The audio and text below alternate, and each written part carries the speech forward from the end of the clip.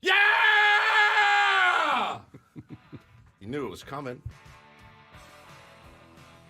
Needed to get that out. I had to hold that in my house of sleeping angels last night. Couldn't get it out until just now. It feels so good, so cathartic. Welcome to the program, everybody. Ben and Woods, 97.3, The Fan. Just phenomenal to be here with you this morning. I'm Woodsy. That's Paul Reindl, the executive producer. Good morning, Paulie. Good morning. Benjamin Higgins, your friendly neighborhood sports anchor. Mr. Glass Half Full joins us as well. How's your glass? Overfloweth, doesn't it? Even my glass had started to get down to the quarter level at some point. There's like a one swallow left. Yeah, there's just not a lot in this glass tonight. I am going to really have to savor those last drops because that ain't half full anymore. You know, like when you're laying in bed and you have a water bottle or something next to you, you're like, there's literally a swallow in that. I'm going to savor that thing till maybe I wake up at 3 o'clock in the morning and I need a pull off of it. I'm not getting out of bed to go fill it with delicious mineral-enhanced eco water. I'm not going to do it right now. I'm going to wait. Holy crap, you guys. What a game last night. I love because we have people waking up in the chat who probably set their alarm for 6 o'clock, who went to bed at maybe at 8:45, 9 last night, not having any idea what we are talking about right now. It is the San Diego Padres. I can't stand you guys sometimes. Holy cow. I mean, it's that love like you have for your kids. You're just like, I love you so much, but you are the worst. You're the worst. Like, just one of those games, man. I'll never forget that game. One of the best games I've ever watched. Period. The end. The range of emotions that I felt, Ben. You'd be very proud of me. I could have gotten us in a severe amount of. I would have gotten a stern talking to from our boss Adam Klug for what I wanted to tweet last night down 8-0. I think we should just issue a complete forgiveness like the Pope can do. Yeah. Just like a papal forgiveness to everyone who tweeted something mean on social media last night when it was 8-0, that gave up on the season, that said, it's all over, I can't believe this team. You're forgiven. We're all just moving on and enjoying the 9-run comeback last night to beat the Cubs 9-8. Because, yes, that is exactly what happened. Padres scored 7 runs in the 6th inning, and then Fernando Tatis Jr. hit the go-ahead 2-run home run with 2 outs in the bottom of the 8th.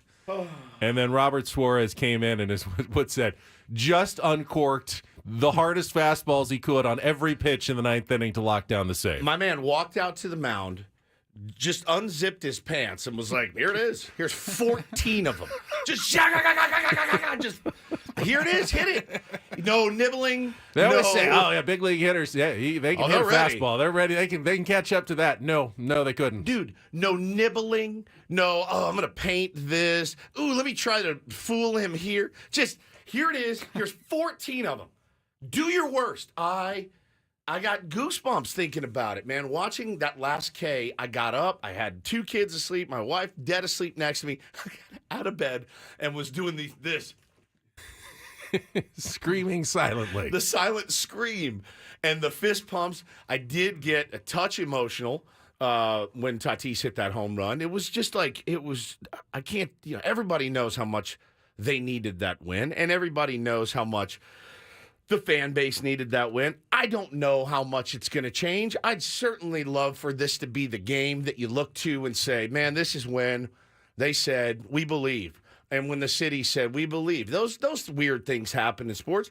Rarely 13 games into a season, right? Like, I don't think they're going to rip off 30 wins in a row. It'd be awesome if they did. But, man, just to know you can be out, down but not out was pretty cool. We just have not seen that from these guys, man. I'm the first one who's going to say don't make too much of one game, For sure. however great or however bad it is. But there's a real thing, a cloud that's been hanging over this team since last season. And if anything can kind of push a cloud like that away, it's a game like last night. It's a confidence builder, no doubt about it. You had some guys who really needed to have big swings, like Xander Bogaerts come through. Ha-Seong Kim, huge knock. And Tatis doing what he did, having your star actually deliver in a moment where it looked like it was going to be one of those, man, they fought back so far, and they got to 8-7, and then they got some bad luck in the 7th where they had two walks and runners on, and they scorched 2 balls and right into gloves. And it's like, we know how this is going to end. They're going to lose this, aren't they? They're going to fight all the way back, and they're going to lose it 8-7. To come through with the 2 outs is something we didn't see last year. We saw it reminded me of Juan Soto nearly hitting the grand slam. Oh, and I my thought, God, man. Yeah. Tatis's ball, it's going to die. It's a warning track, right? They're going to jump over the wall and bring it back. But they didn't. It wasn't his longest home run ever, but it got over the fence this time. And that's all that matters. And that is going to be, I think, a confidence boost of sorts for the team. Now, they're going to have to follow it up. They can't simply roll in today and just assume now we're good. They're going to have to follow it up. But for today, let's all just enjoy what happened last night. I don't know. Yeah, you absolutely have to. I'm watching. I mean, it's on my Twitter feed, and it's just playing on a loop. The last strikeout from Suarez, they pan to Tatis, and Wright flips his hat around and gives the biggest, like, guttural, primal scream. He was so happy, and all the guys there waiting for him. It was such a team effort, though. I mean, it was such a team effort. You can't start off this show without lauding the at-bat from Jacob Cronenworth. Good Lord Almighty. Down 8-0. How many pitches? 10? 9 pitch at-bat, including a foul home run, and then a couple of fouled-off pitches with 2 strikes just to keep the at-bat going. The kind of at-bat you see someone grinding like late in the season when they're trying to make the playoffs or in a playoff game. But down 8-0, to see, that kind of commitment to that at-bat, and I get they're professionals. They should all be treating every at-bat like that, but be honest, it doesn't happen. It didn't, even in this game. Even in yesterday's game, they didn't treat every at-bat like that. Not everybody on the team, certainly. And that's, I think, what really, really made me – I was very, very pissed and pissy and fussy about halfway through that game. What I saw from them, I said, you're giving up, dude. I'm watching you give up. Like, that sucks. That started the 7-run rally in the 6th. And then you had the just bizarre moment where the Padres then got aggressive. And that was the first of 4 straight pitches that were hits for the Padres. Cool. I think they ruled Manny's an error, but he scorched one in the hole past Dansby Swanson. I would have given it a hit. And then you had Profar, who got moved up in the lineup, scorched one on the next pitch, and then Ha-Seong Kim hit a triple into the gap on the next pitch, and literally it went from 8-0, and you're feeling like this game is so over. I mean, why don't you go to sleep? And then it was 8-4 with a runner at third base and nobody out, and you're thinking, okay, all of a sudden this absolutely is a game again. Yeah, we cut it in half. If I was a Cubs fan, all of a sudden I am very nervous at this point, and probably. And as you can tell, with good reason, they would have been nervous.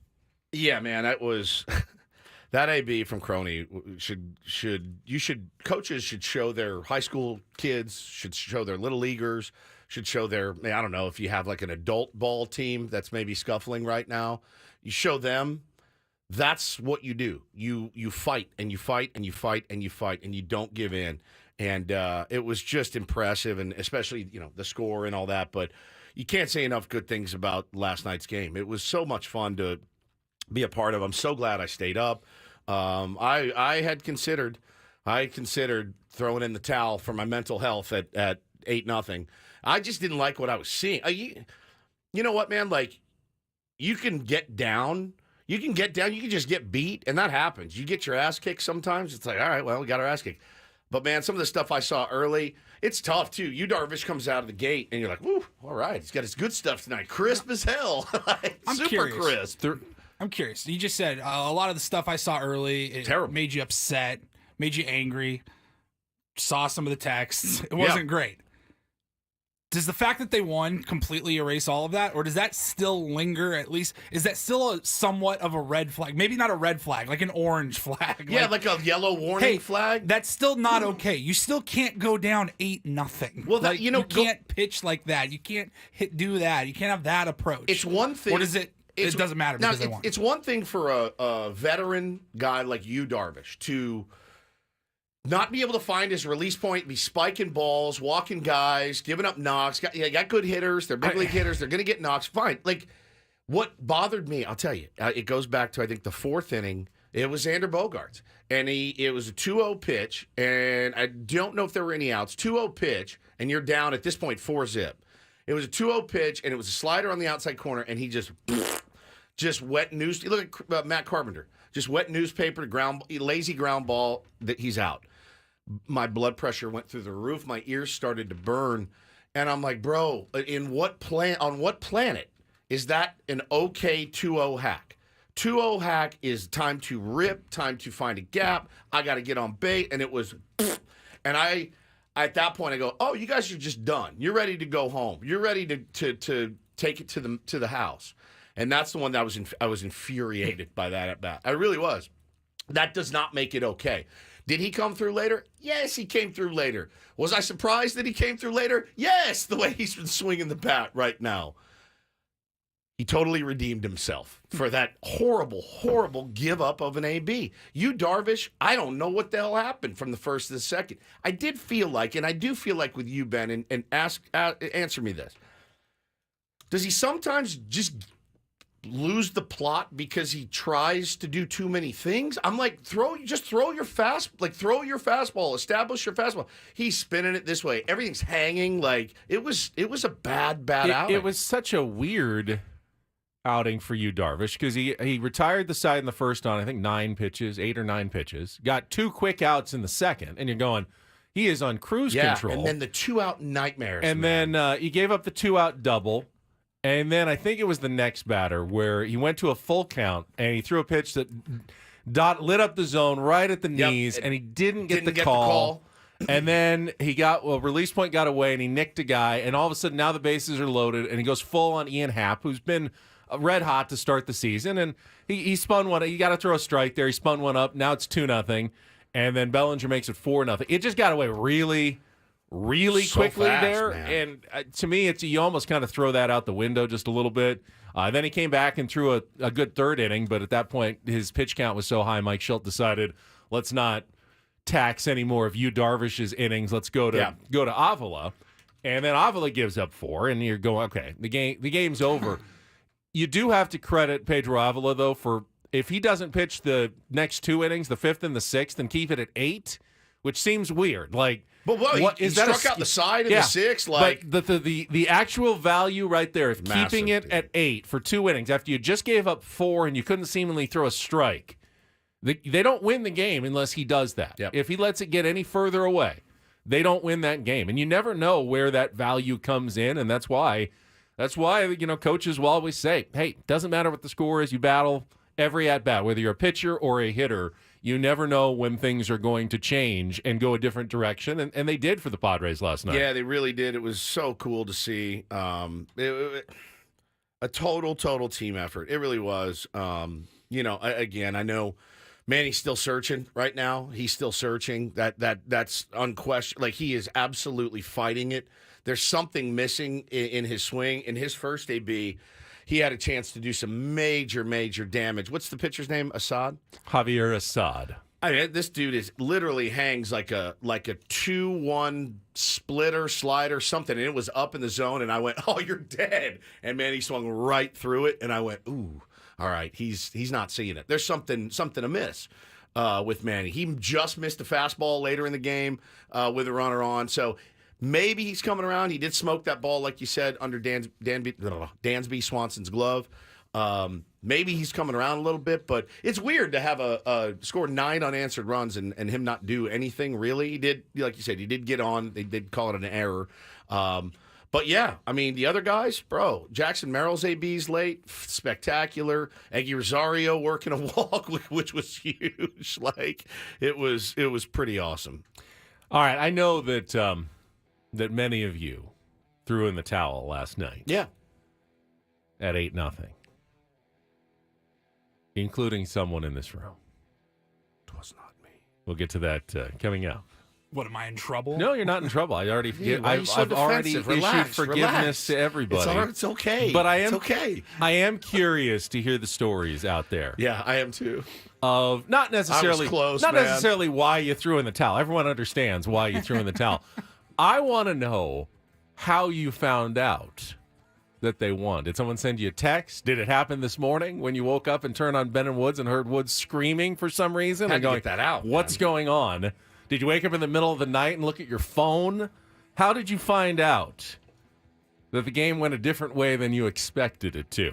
We get to that. It should be a good show this morning. Jesse Agler will join us at 8:35, but we're just talking Padres. Can't wait for his calls on the wrap-up here at 6:35. We're already into it. There's no foreplay. There's no setting the menu. We're already eating this morning with Ben and Woods. Let's check traffic with Kelly on 97.3 The Fan. We'll be right back.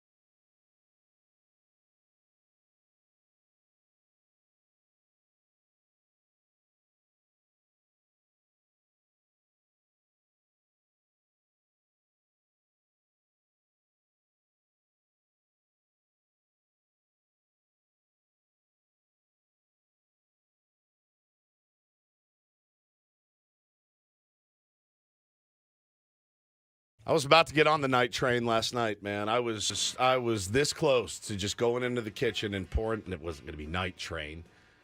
I could do a little bit better than that, but I was about to go in the kitchen and pour myself a nice, tall Makers and water and just go, what are we doing here, these guys, man? It was unbelievable. An unbelievable night at Petco Park. Oh, happy birthday, Petco Park, by the way. It's one way to ring in your birthday with a phenomenal come-from-behind victory.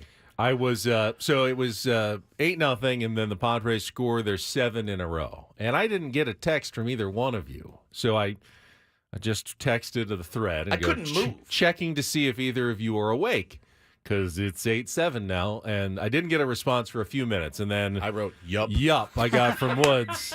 I couldn't move. I was frozen solid. But when I got nothing from Paulie after 10, 15 minutes, I realized, he's in bed. And He hit Paulie the gets sack, up very early, probably made the responsible, smart decision to go to bed, turn it in, and be ready to go for our show in the morning. I have a bedtime. And when you're down 8-0, I really don't care what happens after that. You have cut into my bedtime. You're not going to affect my mood. You're not going to affect my beauty sleep. You're not going to get me. I'm going to be well rested for work in the morning. Yep. If they were up 8-0, I would have gone to sleep as well. Yeah, I almost tweeted last night when it was 8-0. I don't know what this is in me that needs to continue to watch this. And it's, you covered the team. Fine.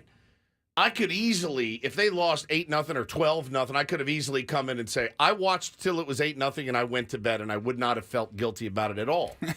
Because, you do got to be sharp. You got to be awake. And, bro, when they started coming back, and I almost thought to myself, this is worse. This is worse. Because now I got to come in tomorrow, and Ben's going to be like, yeah, did you see the fight, though? We lost 9-3, but we did fight. See, I couldn't deal that's what with I was it. talking about in our last segment. I'm like, yes.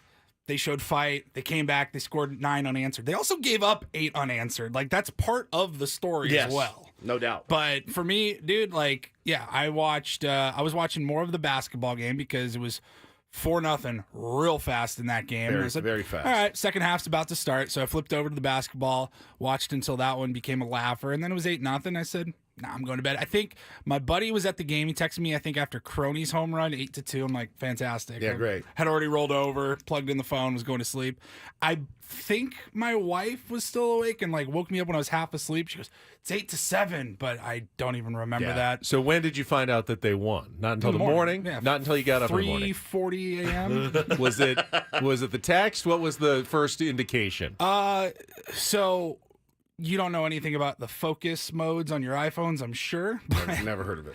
I have set up my focus so that I am on Do Not Disturb until my alarm goes off, and then all of my notifications kind of populate all at once. So I was kind of going through the push notifications, and I think it was an ESPN or MLB app or whatever. It just said Padres win 9-8. Watch Fernando Tatis Jr. go-ahead home run. I was like, oh, sweet. Good. I mean, it's So cool. definitely better than the alternative of waking up and that one really got out of hand after I went to sleep. Yeah. So again, I've issued, not that I have the authority to do so, but full forgiveness for pardon. anyone who You got a pardon. turned it off, Left the game? who tweeted something mean, who streamed out of Petco Park in the 5th inning yesterday. I had a couple friends do that. Yeah, I saw a lot of those stories. If I was there last night, 4 was going to be that when it was 4-0. That was it. I was out. I'm going home, and I'm like, I'm not going to sit here and rot because we got a show to do. I'm going home. Second and inning. 4-0. Yeah. 4-0 in the second. You're like, all right, well. All right, Bo, you ready? That's it. All right, yes, we can go to Gallagher Square. Yes, we'll find the brick. Yes, you can play on the playground. But then we're getting the hell out of here. And that's exactly what I would have done. I don't blame anybody. I left the friggin' playoff game that we came back and won. So I'm not going to bust anybody's chops about anything ever. You do what you got to do for your mentals. And I was a fingernail's width away from just going, you know what, F this. Yeah, I'm so glad I didn't. I loved watching that so much. I got a very sympathetic text from my mom at 8-0. Sweet angel. Because she knows going to be a tough show when you have to talk about a game like that. And I go, yeah, we'll get through it. Not my favorite kind of show when the Padres get routed, of course, but we'll make it through to the next day. And then about 30 minutes after the game, I saw she calling. And she had just found out because they stopped watching too. They did. They didn't know until after the game. Someone texted her and come back and she goes, come back. And she said, I looked on my phone and screamed and Dad, well, they won. They won. We got the annual text from my buddy Dan Brozo last night. How dare you get me into this effing sport? 8:03 p.m., I believe. 8:03 p.m. How dare you get me into this effing sport? I guess he blames me for getting him into Padres baseball. And then a couple hours later, of course, I get the, how dare you take so long to get me into this effing sport? It was such a roller coaster last night for this team. It was awesome. It was so awesome. All right, we're going to come back and we will hear the highlights. Yeah, finally. I need them all, man. I want to hear the Cubs, what they sounded like. I want to hear all of it. Let's see, what do we have? Korea, what it sounded The like. home run, Tatis home run. We have, of course, Jesse Agler. Yep. We have Don Orsillo. Yeah. We have John Boog Shambi. And we have the Korean call.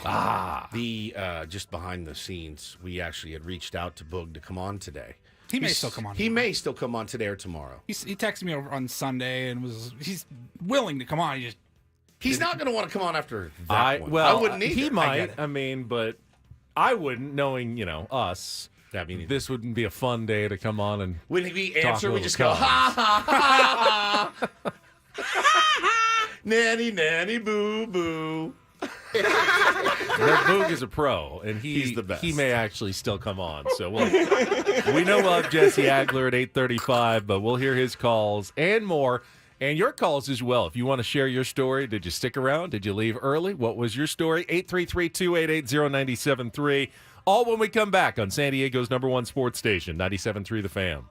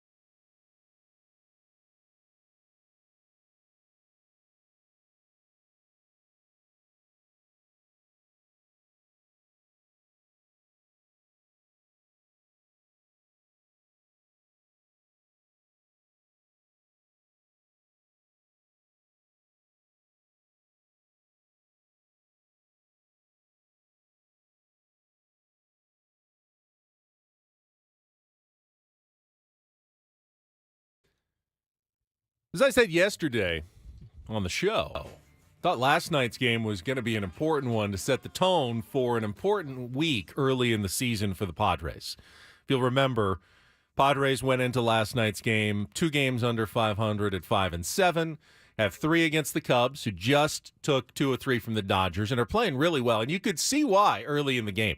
They put together good at-bats. They do not swing at bad pitches very often.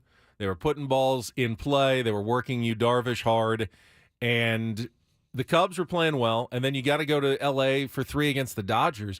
It just felt like, and still does, like a dangerous week early in the season. You don't want to dig yourself an early hole.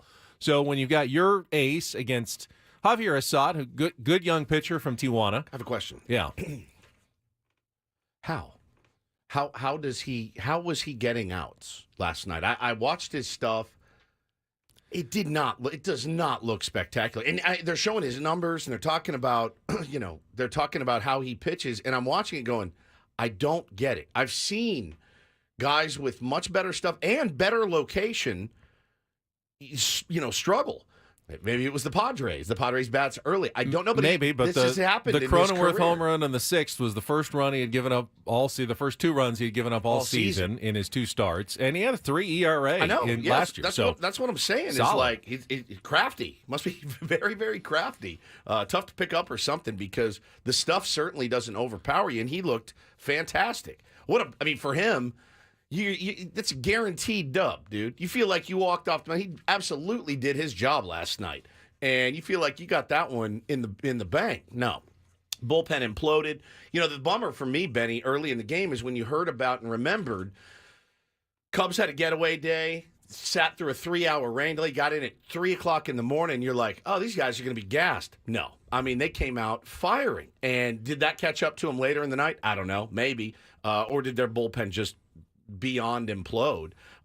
Maybe that was the case, maybe a confluence of all those things, but that was one. If you're the Padres and as a Padres fan, you're watching going, you can't lose. These guys just got here 3:00 in the morning. They got to be gassed. But the vibes of a win like that are certainly something good, and hopefully they'll carry over for the Padres. But the actual win, I thought, was important. Coming from behind and actually winning that game to start this week, and having now 2 chances to win the series against the Cubs before you go to L.A., try to have a winning week, or at least a 3-3 week. You take that, I said yesterday, and I think the Padres still would, but you get that first one, you feel better about the rest of this week. Well, you get that first one in that manner, and that just you're right. You said it earlier. There was a bit of a cloud hanging over it, and we said it yesterday. We pounded it that they didn't have any clutch in them.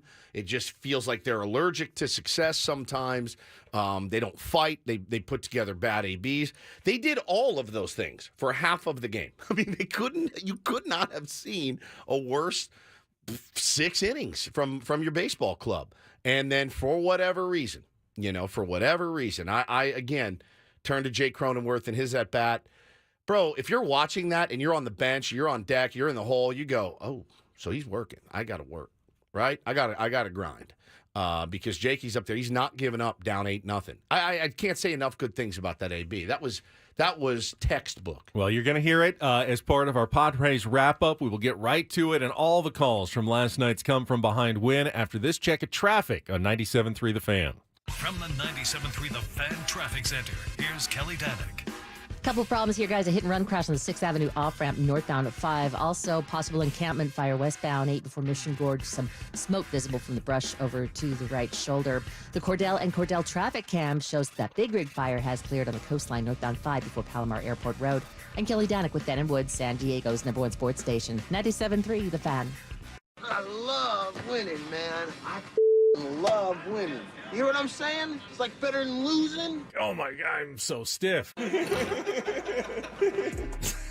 Miss any of the Padres win yesterday?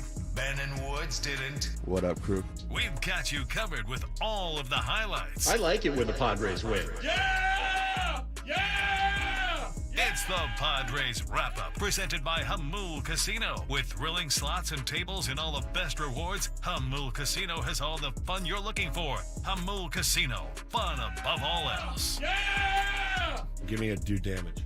Do damage! 3-2 again. Darvish delivers, Happ swings, lines it into right field, and a base hit. Horner has scored. Tauchman is on his way. He will score. Amaya held at third. A 2-run single for Ian Happ, and the Cubs lead it 2-0. Everybody ready? Runners lead at all three stations. 0-2 to Bellinger. Darvish delivers, and a line drive past Cronenworth into right field, base hit. Amaya has scored. Happ is on his way. The throw and the tag, not in time. Bellinger ends up at second on the throw. 2 more runs, and the Cubs lead it 4-0 against a tiring Yu Darvish here in the second. Runners lead at first and second. Pitch to Morel, hit on the ground sharply. Fair at third, off the glove of Wade, who dove after it. It ends up down the line in foul territory. Happ has scored. Suzuki stops at third, and Morel ends up at second with the Cubs now in front 6-0. First pitch to the right-hand hitter, hit in the air to deep right field. Tatis back towards the porch, leaps up, can't make the catch, hits off the top of the wall, rolls all the way out to right center. Both runs score easily. Swanson just jogging into third with a triple. Cubs lead it 8-0, and now the question becomes, how is Fernando? He hit the wall really, really hard out in right field. Not running. And the pitch hit in the air to deep right field, a no-doubter for Jake. Second deck, no, but a long home run. A 2-run shot, and the Padres are on the board here in the 6th. Jake's first of the year, and what an at-bat against Assad. If at first you don't succeed, try again. Cronenworth hit a 2-run homer to end Assad's night. Now Klaas has 2 guys on as Kim swings at the first pitch, lines it into right, and a base hit. Manny comes in to score. It's misplayed by Tauchman in right. That's going to allow Profar to come in and score. Kim is on his way to third. The throw, not in time. Hello, 8-4. Kim at third, nobody out. Here's the 2-1. Campusano, little looper over the mound, fielded by Horner. Only plays to first in time. Kim comes in to score, and it's 8-5. Here's the pitch. Bogart hits it in the air to deep left. Happ goes back. He's going to look. It's going to go! 2-run, home run, Xander Bogaerts. His first of the year, and it's a 1-run game in the 6th. Here's the 1-0. Fernando hits it in the air to deep left. Happ is back at the wall. Gonna go!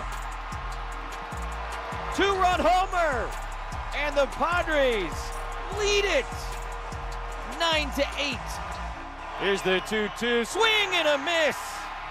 Another fastball as Suarez closes it out 1-2-3, and the Padres complete a historic comeback 9-8 over the Cubs. Not one guy, when that score was 8-0, they actually came together more, started talking more, and started to say, okay, how are we going to figure this out? And man, really impressive and proud of the club. Mike Schultz, very pleased with his fight. You buy that? That the team actually came together more. I believe that he believes that. Did they say? Do you believe that Toddy was like, no, we're gonna keep fighting? They never doubted. They had faith for the faithful. How? Sometimes you just pretend. You fake it. You just fake it. No, we'll be all right. Sometimes we have those shows where I'm like, we're going to be fine. And then inside, I'm screaming internally. I don't know. These guys are obviously built different than any of us. Yeah. Anybody listening. But for me, I'm thinking probably 8-4 is when I'm like, oh, got ourselves a ball game. Bro, the 4 hits on 4 consecutive pitches. Ben had a great tweet. This game just became a game in a matter of seconds. Yeah, went from not a game to a game in lightning speed. I think you're full of crap if you're like, oh, no, 8-0. I would I have been locked in. I couldn't. No. And what I was seeing is what was leading me to that point of no return of not believing and losing my faith. Because, again, just not competitive. They just didn't look competitive at all. And when Jake went up and competed, his ass off, that's when I said, and listen, it's only 8-2 at that point. You still got to overcome 6 runs, and they got good arms down in the Cubs bullpen. And I thought, that's cool. I had seen a stat, like an expected stat. No one has caught more barrels lately than Jake Cronenworth. He was like the next pick to hit a home run because his swings have been so good. He's been catching so many barrels and been hitting it so hard. The law of averages says you're going to get one at some point, and sure enough, he did. And he's worked his tail off, man. I'm very, very happy for him and want to see him continue to have this kind of season because we need it from him. But the Xander home run is what got me. When Xander hit that bomb, I said, we can win this game. What I didn't want to happen and what I really feared was going to happen was to get so close and even, Ben, to take the lead and Suarez come out and try to nibble and hit a guy and then the thing just spirals. But when he came out, like I said, unzipped it and said, here's 14 heaters. Do your worst. Was so impressive and dominant from him last night. Loved hearing Jesse and Tony call the comeback, but to be fair, because I've given Jesse a lot of praise yesterday, Don's call of Fernando's home run on TV, I thought was one of his real greats. Paulie, do we have a little Don Orsillo Padres.tv? Sure do. Of the Fernando Tatis Jr. home run in the 8th. High drive, deep left field, at the wall, gone. Padres trailed 8-0. Hernando makes it 9-8. Unbelievable. I loved it, man. So good. I channel, so Don, so good. I channel so much Don when I'm on the mic doing PA. It's really like it's who I channel the most is Don Orsillo. And how about the discipline of Mud to not say anything not say a at word. all? I will say this too. When they got down 8-0, I started listening to Mud and Don. They were dying. I mean, they were struggling. At that point, it was pretty early, and they're looking at each other going, this is a nightmare, right? And I thought they did such a good job. And I even thought when Crony hit the homer, Don probably gave it a little too much, right? Like that, down 8-2, he still was like super. He gave it a lot. He gave it a lot. It was a great at-bat. It was a great at-bat. No question about it. And I was like, all right, settle down, Don. This is 8-2.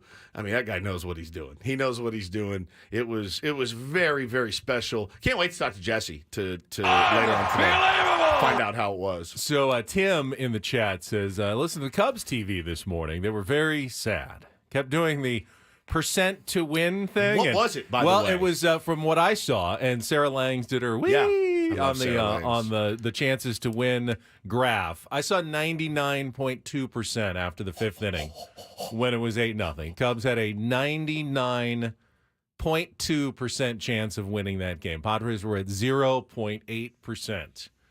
And they came back to win. So as you can imagine, 0.8%. I doubt 99.2 is the highest it got, I think. I doubt that the Cubs broadcasters were quite as enthusiastic. But let's hear. Do we have Boog's actual call here? Ooh. Left field, hat going back near the wall, and it's gone. And Tatis has given the Padres the lead. It's 9-8. You got all the facts in. Yeah. He covered the facts and the facts only, He ma'am. did not lie. Just the facts, ma'am. Yeah. Tatis is 0.8%? 0.8%. That's fantastic, man. Yeah. That's fantastic. I needed that. We got to play the last one. I needed that. Yeah, I needed air. So let's hear how it sounded for the people who were listening overseas in Korea. Come on. 이구째 돌렸습니다. 왼쪽 넘어갑니다.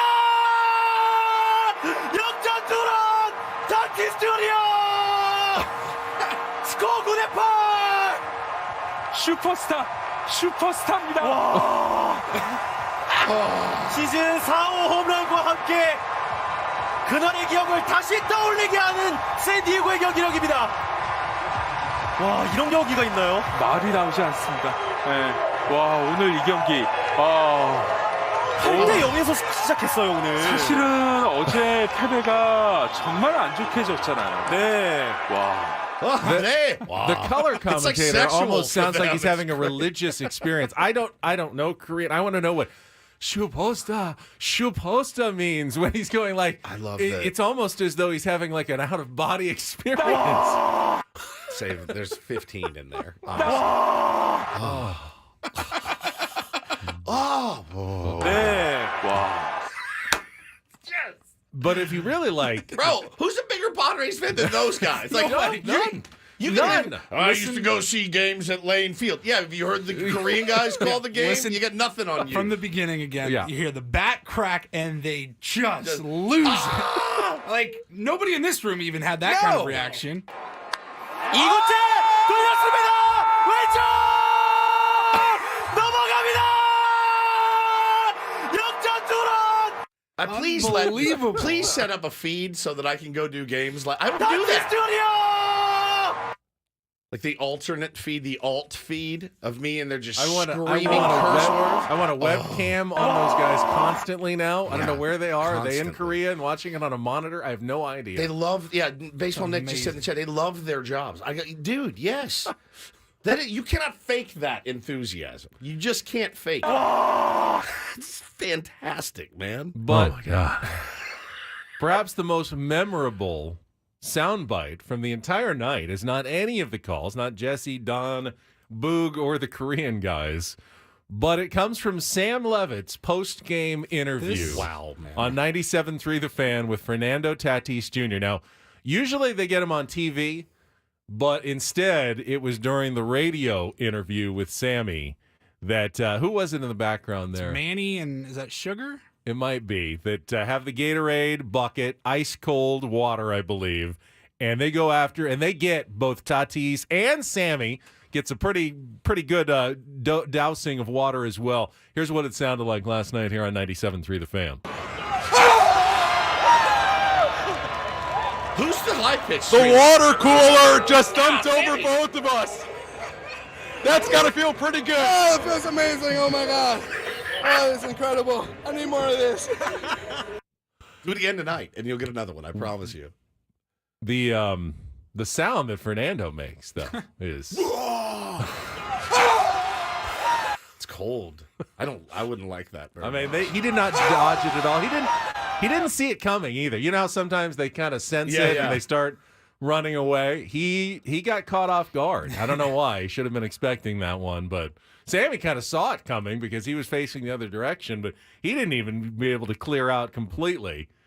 And that was a great moment. Yeah, it was amazing, man. Kez says Tatis yells like he's getting stabbed. Yeah, That's what he did. Probably feels like.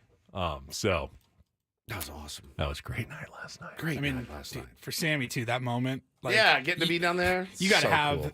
Like, you're getting that, you got to take a screenshot of, like, as the water's coming out of the bucket, Fernando and you are both there. You got to get that framed. Oh, it's Sammy. It's going to be going viral on TikTok, I'm sure. He'll turn it into some sort of moment that reaches 87 million people worldwide by the end of the day today. It's Sammy. We know that it will be handled properly by Sam Levitt going forward. God, it was so fun. So much fun. Let's do it again tonight. How about that? That would be good. That'd be well, phenomenal. and tonight, so I like that Joe Musgrove's on the mound tonight. Say that.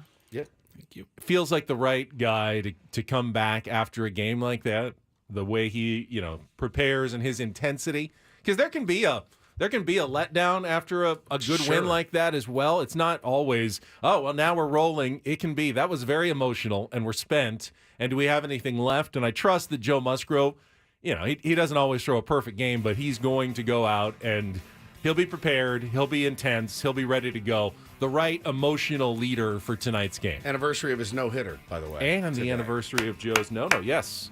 April 9th, 2021. 3 years ago today. I love it. All right, we'll come back. Hour number 2 of Ben and Woods. I want to get to some of your phone calls. We do want to talk briefly about the national championship game last night as well. Take on Woods is ahead. Don't go away. San Diego's #1 sports station, 97.3 The Fan.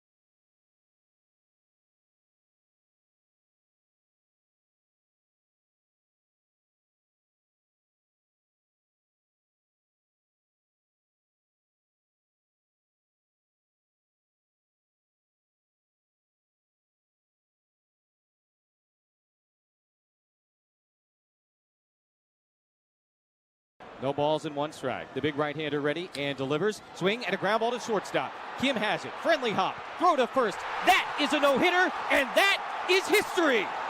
Joe Musgrove with the first no-hitter in Padre history. April 9th, 2021 at Globe Life Field in Arlington, Texas. The kid comes home, and he gets it done. You know, Padres still don't have a no-hitter in the first 20 years at Petco Park. That would be nice to get that done tonight. Check off that box, Joe, on the anniversary of your no-hitter 3 years ago. What? I can't ask for a no-hitter, just too? get a win, for the love of God. After a 0.8% chance comeback the night before, just follow that up with a no-no? You greedy SOB. He's that guy. I am that guy. I would have liked to see the Padres win the World Series in 4. I've seen a ton of people. I just wish they weren't wearing those uniforms. I wish they were wearing these uniforms. I mean, that moment of them dogpiling on the mound after their first World Series, it's going to live forever. They're in the I just don't like those uniforms. That's Ben. I see a ton of people on our YouTube chat on Twitter after we played all the great calls going, what about the Spanish call? What about it? We can't find it. Can someone send it to us, Eduardo's call of that? I would love to hear it. So there was a Twitter account that would always send them out, and we can't find them anywhere. Well, it was the official Padres Spanish language account. It was wasn't it? Los Padres. Padres? Isn't that official? Yeah. But we didn't see it last night. Yeah, Adam so running the admin over there. If anyone has it, just tag us on social media so we can find it. We'd love to play the Spanish call. We just could not find it last night. We don't have the access to the archives on that one. We've talked about it now a couple times already this week. We want to play the Korean calls for every big moment this season. I want to play Eddie's as well. Eduardo Ortega is one of the greatest play-by-play men out there. And we are lucky enough to have him along with everybody else on the broadcast team. I want to play those. I played the Korean calls of just double plays. I'll just do the whole I want to find out where I can watch the Korean broadcast in its entirety. I don't speak Korean, not a lick. But it was great. Yeah, so if anybody has if anybody has any insight where we can find Eddie Ortega's call, please send them our way. Happy to play. Oh, God. As you know, my opinion that Eddie He's the GOAT, should be going into the broadcasters wing of the Hall of Fame. No that should be question. happening sooner rather than later. But hopefully before the end of the show, we'll find that and play that version as well. I did want to quickly, because you mentioned Robert Suarez and just the 14 pitches of gas in the 8th inning. And I mentioned Pedro Avila after giving up 4 runs, coming back and throwing 2 more innings. Give Enyel De Los Santos and Wandy Peralta some of the credit for the win as well. When you score 7 runs, the last thing that you really can afford in a comeback is then to give up runs right after that. And Enyel, really quick inning, 10-pitch inning, Wandy, 8-pitch inning. The Cubs never got off the mat. Once the Padres kind of started their comeback, the Cubs could do nothing to stop it, and give credit to the Padres bullpen for making it that way and getting the job done in a situation where the game was very much still in doubt and that comeback was not assured, and everyone had to play their part, and I wanted to give those guys some credit as well. No question. Yeah, I mean, no question. The shutdown inning after it was Enyel De Los Santos. The shutdown inning that he had, I went, all right, let's go. Yeah. Now, that's exactly what you needed. There was no messing around from the back end of the bullpen yesterday whatsoever. Yu Darvish is going to figure it out. Yu Darvish lost the plot with his release point. Ball looks like it was slipping out of his hands. I'm not worried about him figuring out what exactly went wrong.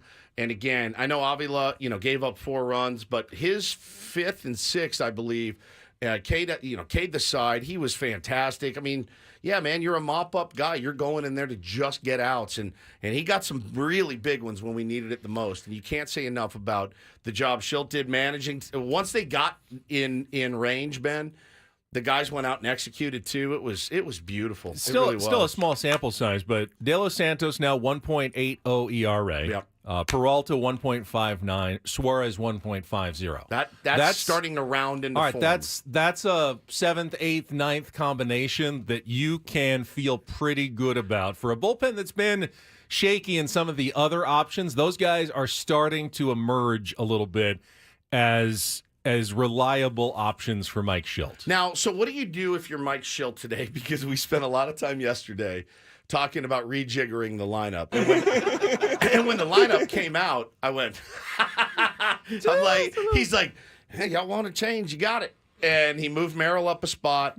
He split. He flipped Profar and Kim, which 5-6. Yeah, that worked pretty well. Now do you ride with this? Now do you just keep rolling with that?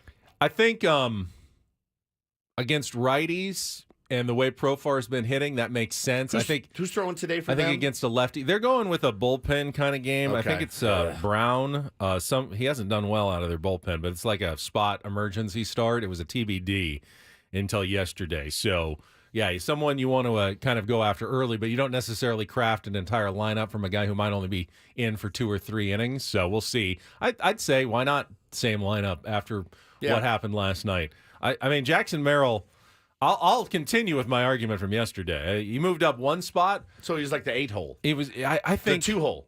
No, that's not how it works. Oh, because I thought yesterday you said the 9-hole was like the 1. It is. So the 8 would then be no, because the 2. lineup is a circle, and that is not how it works. Moron. Skip, where am I hitting? 2. Oh, wow, crazy. 8, actually. But it's like if you the start 2-hole. at 8, that would make Tyler Wade your 2-hitter, which doesn't make a lot of sense at all in my lineup construction. But we'll see if they change the lineup or keep the lineup the same. This is Jackson Merrill. Hi, Jackson. Hi, Jackson. He was on base for both of the home runs, by the way, Xander's and Tatis's. 1 for 3 with a walk. His batting .324. His OPS is .864. Benjamin, kid looks pretty unfazed.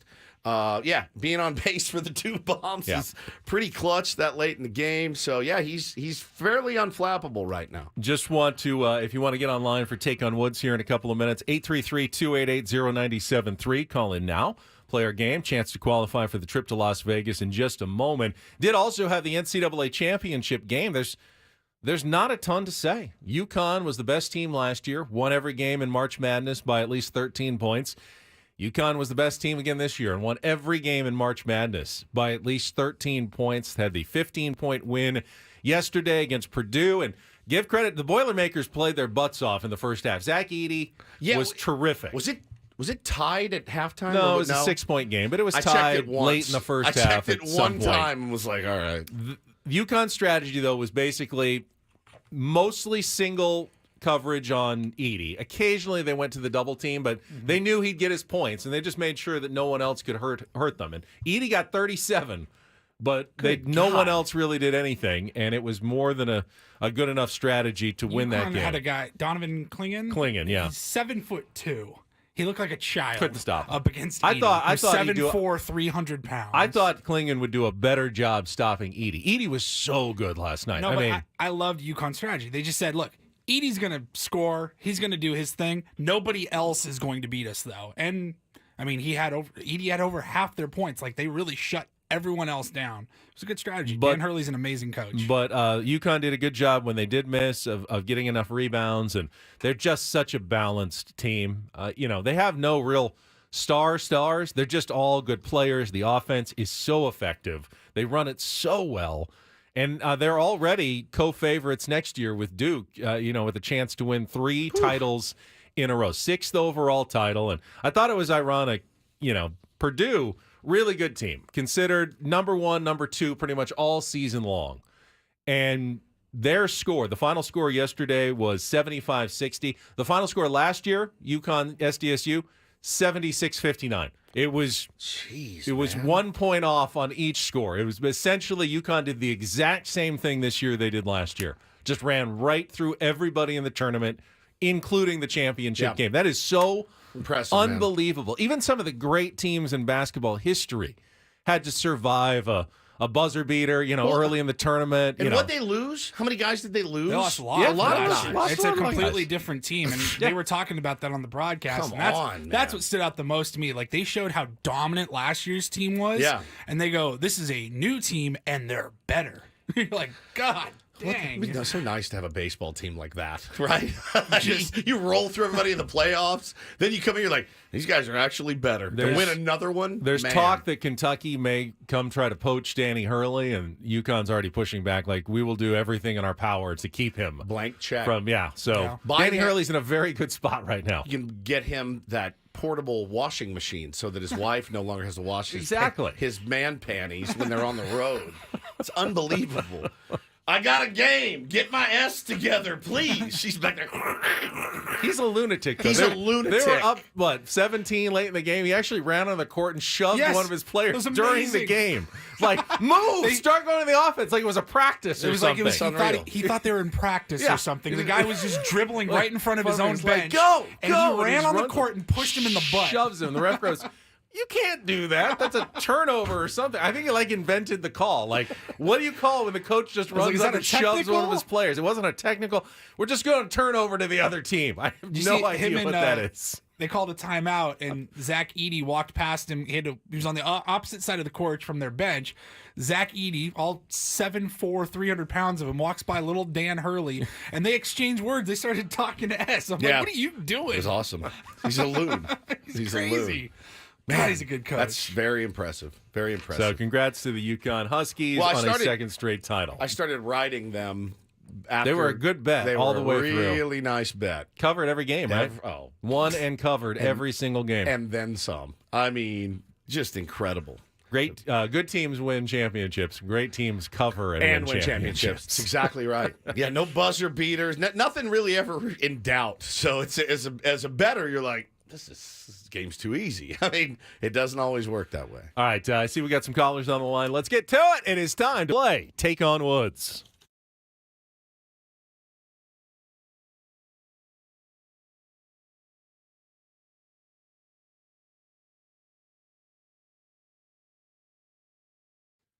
Let's see. Billy, are you there?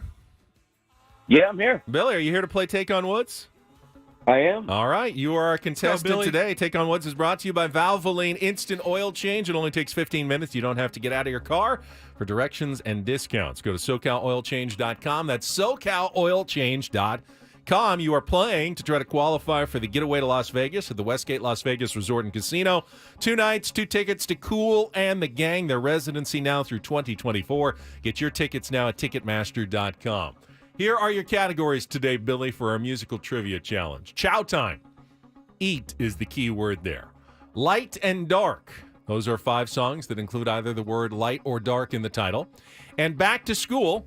Those are all songs featuring school subjects. So chow time, light and dark, or back to school. What would you like to play? In honor of the Eclipse, we'll do light and dark. All right, and we'll give it to Woods, too. Light and dark, and Woods is getting the category. Oh, Billy is feeling frisky on a Tuesday. All right, today I have 5 song titles that include either the word light or the word dark. 60 seconds. You can pass if you don't know one. First questions are 2-second song. Paulie going to play the music. You need to give me the title and the artist. Billy, I know you know how to play. Are you ready to go? Ready. Paulie, your status? Ready as well. All right, 60 seconds on the clock. The category, light and dark. Your time begins when Paul plays the music. Good luck, Billy. Let's take on Woods. Light my fire the doors. Correct. Future Friend star Courtney Cox appears in the music video for which Bruce Springsteen classic? Dancing in the Dark. Correct. Bruce Springsteen wrote which 1973 song that became a much bigger hit when Manfred Mann and his Earth Band covered it in 1977? Blinded by the Light. Correct. Which dance club staple by Madonna was the title track from her 7th album and is influenced by her late 90s study of Eastern mysticism and Kabbalah? Pass.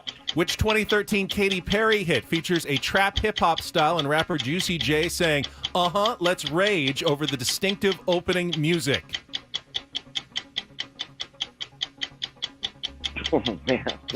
They get tougher. I'll have better luck with this Madonna one. Okay. Let me think. Dance club staple by Madonna, the title track from her 7th album, and is influenced by her late 90s study of Eastern mysticism and Kabbalah.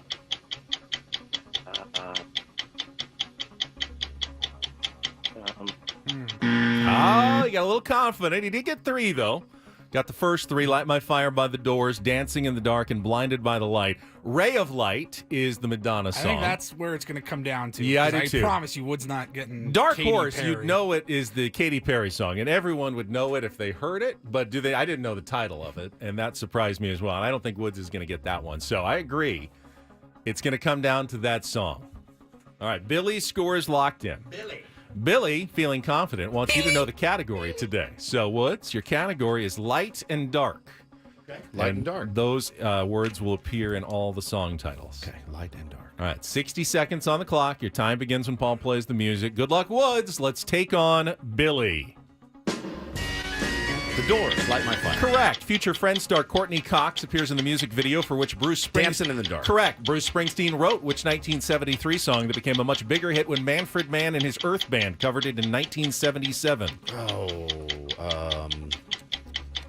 Pass. Which dance club staple by Madonna was the title track from her 7th album and is influenced by her late 90s study of Eastern mysticism and Kabbalah? Something light. I know this song. Come back to it. Which 2013 Katy Perry hit features a trap hip-hop style and rapper Juicy J saying, let's rage, over the distinctive opening music? Pass. Go back to the Bruce Springsteen wrote which 1973 song that became a much bigger hit when Manfred Mann and his Earth Band covered it in 1977? I think I'm toast. It's not Blinded by the Light. It is, correct. Which dance club staple by Madonna was the title track from her 7th album influenced by her late 90s study of Eastern mysticism and Kabbalah? I love this song. You need it. I love it. You I need love it. this song. I love this Quickly. song. Light, light, light, light, light. People will come. Ray of Light. Ray of Light. I love that song.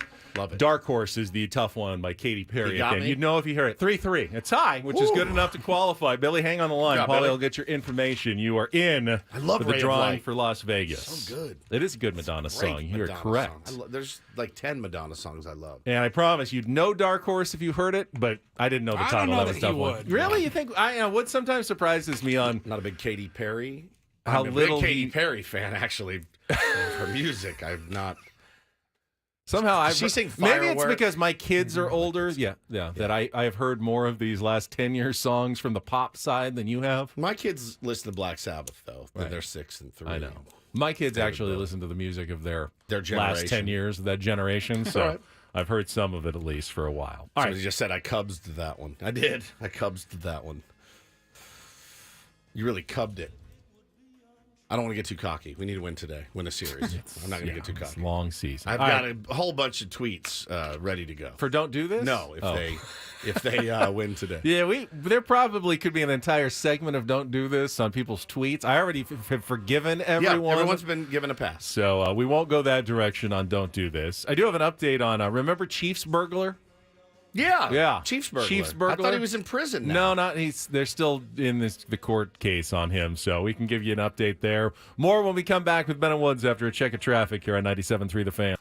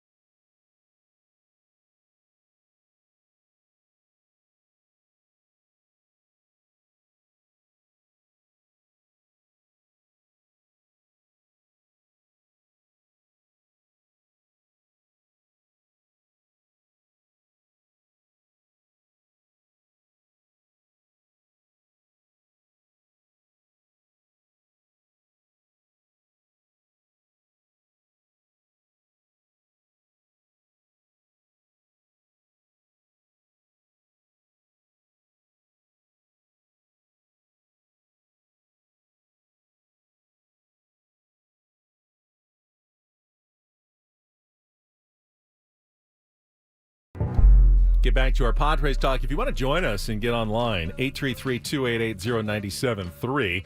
Take some phone calls here after that comeback win last night. Right now, though, it's time for Don't Do This, brought to you by the Craft Taco in Sorrento Valley. The Craft Taco has some of the best quality tacos in all of San Diego. Go to thecrafttaco.com. Take a look at their happy hour specials today. Thecrafttaco.com. We got to get Paulie out there with us the next time we go. Yeah, it's staggering. Were you sick last time? Why did you miss the I think so. tacos? You might have been under the weather. It's staggeringly good. Yeah, it was really good. Staggeringly good. I'll start Don't Do This today with an update on Xavier Babudar, better known as Chiefsaholic. He's the Super Chiefs fan who was convicted in a string of bank robberies in Oklahoma and Kansas and is currently sitting in Leavenworth Federal Prison in Kansas. Wow. A judge yesterday ordered Babudar, Chiefsaholic, to pay $10.8 million to a Bixby, Oklahoma teller he threatened with a gun back in December of 2022. So he is facing the music. Now, the attorney for the woman, Frank Frazier, acknowledged it'll be very challenging to collect that money as Babudar was unemployed and living in cars at the time of his crime, and I think they collected all of his, ill-gotten gains from the robbery, so he can't use that to pay off the woman. That's not how it works. So, unfortunately, Babudar's attorney, Matthew Merriman, did not respond to a request for comment. And I was really hoping he would, because if you'll remember when we first brought up this story, Matthew Merriman was the attorney who decided that the best legal strategy was go to the Scott Boras School of Puns in defending his client. This was Matthew From Merriman. the beginning of this case, folks, the government has been blitzing, and Xavier's pocket was collapsing. But today, Xavier stepped into the pressure. He did. He took responsibility for his actions. He stood up. I forgot how much I hated this. I know. Court, humble and repentant. Repentant. And admitted what he had done. He's repentant. Now, if I know anything about Xavier, and if the Chiefs Kingdom knows anything about Chiefsaholic, we know that he doesn't give up. We know that if he stumbled and he fell, he didn't let his knee touch the ground. Oh my God. I can't. I'm done. And that's why I'm asking you, good people of this jury, to not put him in prison, but to just give him a 2-minute warning. Right. Yeah. 2-minute warning for the young man. He's he's in Leavenworth right now. Leavenworth is one of those prisons I've always heard about, and Scary it sounding. Scares you. Rikers Island, Leavenworth, Alcatraz. I've done the beautiful tour of Alcatraz. German mountain town in Washington. where Yes, I it's grew not up. where the prison is. That's It's like in Kansas. It's like Solvang, but in Washington with actual snow sometimes. Yeah, like I hear that and I forget that it's also a gnarly prison. Some really gnarly prison. Yeah. Speaking of gnarly, I don't know. If I had a match, a game, and ISIS threatened to do something to it, I don't know that I'd be super fired up to play. That's exactly what's happening right now. European football's governing body, UEFA, said it's aware of a terror threat made regarding this week's Champions League quarterfinal matches. The matches will still go on as planned. They're going to get these games in. Social media post purporting to be from ISIS suggested it planned to attack the Champions League quarterfinal this week, Ben. So France has they're going to have 2,000 extra security personnel in Spain. They're going to increase police presence in Paris. They did say, we are aware of alleged terrorist threats made towards this week's UEFA Champions League matches. We're closely liaising with the authorities at the respective venues. All matches are planned to go as scheduled with appropriate security arrangements in place. What would you? Adam says, hey, you got an appearance this weekend at Pep Boys. I mean, Valvoline Instant Oil Change. ISIS said they may be coming through. Am I going? I don't know. I mean, they never tell you where they're going to hit before they actually hit it. I think if anywhere's actually been threatened, it's probably the safest place on earth. Maybe. It's like a misdirection. You don't say where you're going to commit a crime before you commit a crime. It's ISIS, though. I'm going to rob this bank on Tuesday. Just letting everybody know in a tweet beforehand. No one does that. Once they've said it, it's pretty much empty threat time, right? I hope so. I mean, I hope so. Obviously, Can't be a comfortable. Hope everybody's safe. Can't be a comfortable situation. Well, I hope everybody comes through this. The terror is just threatening, just to make Yeah. everyone now Terrified. nervous and terrified. It's horrible. It's awful. But I'm hopefully they've done their due diligence and everyone will be just fine. Yep. All right. Speaking of soccer, little do this. Oh, and I have a second do this. Oh, you have a second one. mega doo-doo. Well, let me give a do this to the San Diego Sockers for coming through last night. Not only did they need to win to avoid MASL playoff elimination against the Texas Outlaws at Pechanga Arena, they had to win, and then they had to win a second mini game afterwards, a tiebreaker. They won the first game 8-3, and then they won the second mini game tiebreaker 4-0, and advanced in the MASL playoffs to the Final Four. They will take on Chihuahua in another little best-of-2 series. I think April 18th at Chihuahua, and then April 21st back at Pechanga Arena as they go for the 18th title, indoor title in San Diego Soccer Club history. Craig had some great calls last night, and I'm sure he'll be in a very good mood when he comes in at 10 a.m. this morning with Annie for Annie and Elston. And Paul, you have something else? Yeah, for do this. I think the do this goes to, let's see, Turb44 in our YouTube chat. He let me know the exact time that if I go to MLB TV, they also do provide, they provide the Spanish broadcast in its entirety. Like an alternate channel broadcast. Yes, and he gave me the exact time to queue up Oh, we have Fernando Tatis Jr.'s home run as called by the great Eduardo Ortega. Esos tiros a home al Solay. Tatis con un swing le da la vuelta al juego. Al lanzamiento. La prendió por el izquierdo. Buena la bola. Le va a dar la vuelta. ¡Ta! ¡Tatis! ¡A la Brilliant. calle! Allá viene por segunda, por tercera. El pasito guapachoso. Dando rumbo a home la vuelta. Los Padres al comando se van arriba. 9-8. ¡Qué juego! No, Unbelievable. That's my favorite. So good. So Thank good. you. Love That it. is Yeah, definitely he's a the best. do this. Thank you, Turb in the chat. Don't do this on a Tuesday. That was Don't Do This with Ben and Woods on 97.3 The Fan. Now, I want to open the phone lines. Come on, Padres fans. We want to hear from you this morning. 833-288-0973. Give us a call. Your feelings after last night's come-from-behind win. Just talking some Padres baseball with the great Tier 1s this morning on Ben and Woods. Be right back with more here on 97.3 The Fan.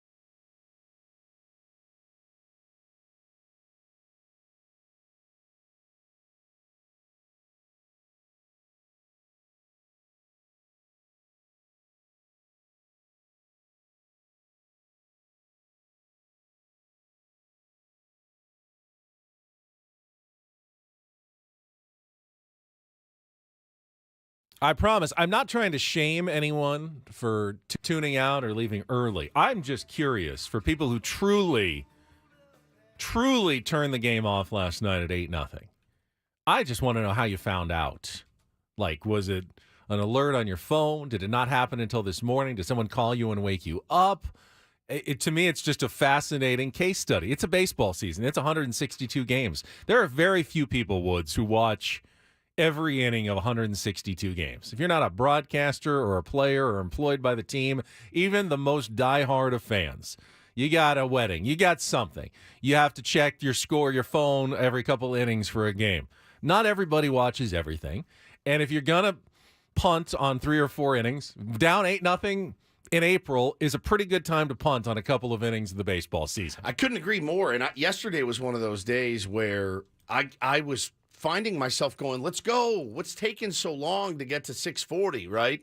Like getting the kids home and all that and eating and getting them bathed and everything else. And I'm like, man, I sat down finally. It was like 4:30. I'm like, I still got 2 hours for this game. And then to come out like that, I was on the precipice of just, boop, I'm out of here. But I don't know why, honestly. I stayed up. I took my Ambien pretty early after it was 8-0. And I had to fighting through that scene.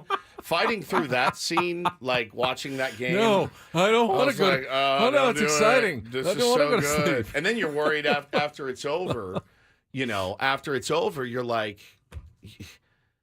I can't sleep now. I've never thought of that phenomenon of taking a sleeping pill, essentially, and then realizing, I don't want to go to sleep. Yeah. Oh, no, I don't want to go to sleep. Yeah, it was incredible. It was All incredible. right, we've got full phone lines right now, 833-288-0973. We're going to get out to our Tier 1s right after a check of traffic here on 97.3 The Fan. From the 97.3 The Fan Traffic Center, here's Kelly Danick. Traffic is sponsored by Air Max, San Diego's highest-rated heating and air company. Visit them at airmax.com. Got a crash blocking the left lanes on westbound King Freeway just before Federal. Up ahead, another crash right before the 5. That's over the right shoulder.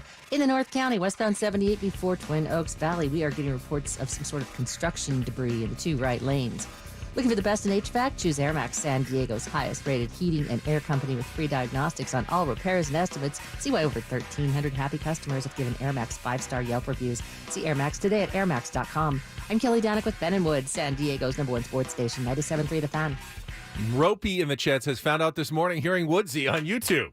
Like, you turn on the show thinking, oh, these guys are going to light into this team. And you hear just Woods screaming. You saw me tweet last night, foreplay is canceled. There was no way I was going to come in today after at minimum an 8-0 loss. At the time, it was 8-0. Right. And I'm like, this is getting worse. There was no way I was going to come in and be like, so, hey, what did you guys think about blah, blah, blah? And I just said, I'm dropping hammer. You were right, though. Foreplay was canceled. Foreplay ended up being canceled anyway, but for a much better reason. Much better reason. I was hot yesterday. All right, let's go out and take some of these calls from the Tier 1s. Start at the top there with Alec. Good morning. Welcome to Ben & Woods on 97.3 The Fan. Hi, Alec. Morning. How are we? Good, buddy. How you doing? Doing good. I mean, what a game yesterday. Whew. That was something, man. First, I want to start off by saying Jackson Merrill, man, what a year he's having coming up, 20 years old, and he looks like a veteran at the plate. He does. I mean, he might be up there with the Tatis, who I want to see most coming up to the dish. You feel like you're going to get from him a really good AB, and I'm looking right now. It's funny you say that. A guy by the name of Eric Cross. He is a fantasy baseball writer. Got about 42,000 followers. He's knows what he's talking about. Posted his sliders, on StatCast. Ben, I mean, it's damn near all red. Other than Chase, he still chases a little bit, but other than that, man, like he's barreling it. His expected batting average is huge. And I wanted to bring up that Chase because he has such good bat to ball and hand skills. He had one where I think it was in the at bat where he did strike out, but there was a back foot slider like. Just devastating. No way you don't strike out on the pitch. And he swung at it, and somehow he fouled it off. Yes. Like, how did you even touch that pitch? He is so good at getting the bat to the ball. It really is impressive. Alec, you had another point as well? Yeah. Yes. I just want to talk about this win and how big it is for the team. I mean, at the end of the day, it's one win. It's one game. It's a one-run win. But, I mean, it's so much more. This is something that the team's going to hang their hat on, the coaches, the fans, all season long. Circle it, highlight it, star it. We're going to keep coming back and look at this game over and over this season, and I cannot emphasize how big of a win this was for the San Diego Padres. You know, I hope so. I hope Maybe. so. Yeah, I mean, it definitely hopes so. And you did feel like a. I certainly had it. We hit him pretty good yesterday, and Boomer Woods definitely came out. Boy, he jammed it right down my throat, didn't he? I'll wear it. I don't care. Can he wear the cleats? The cleats are good now? He can always wear the cleats. It wasn't exactly just him.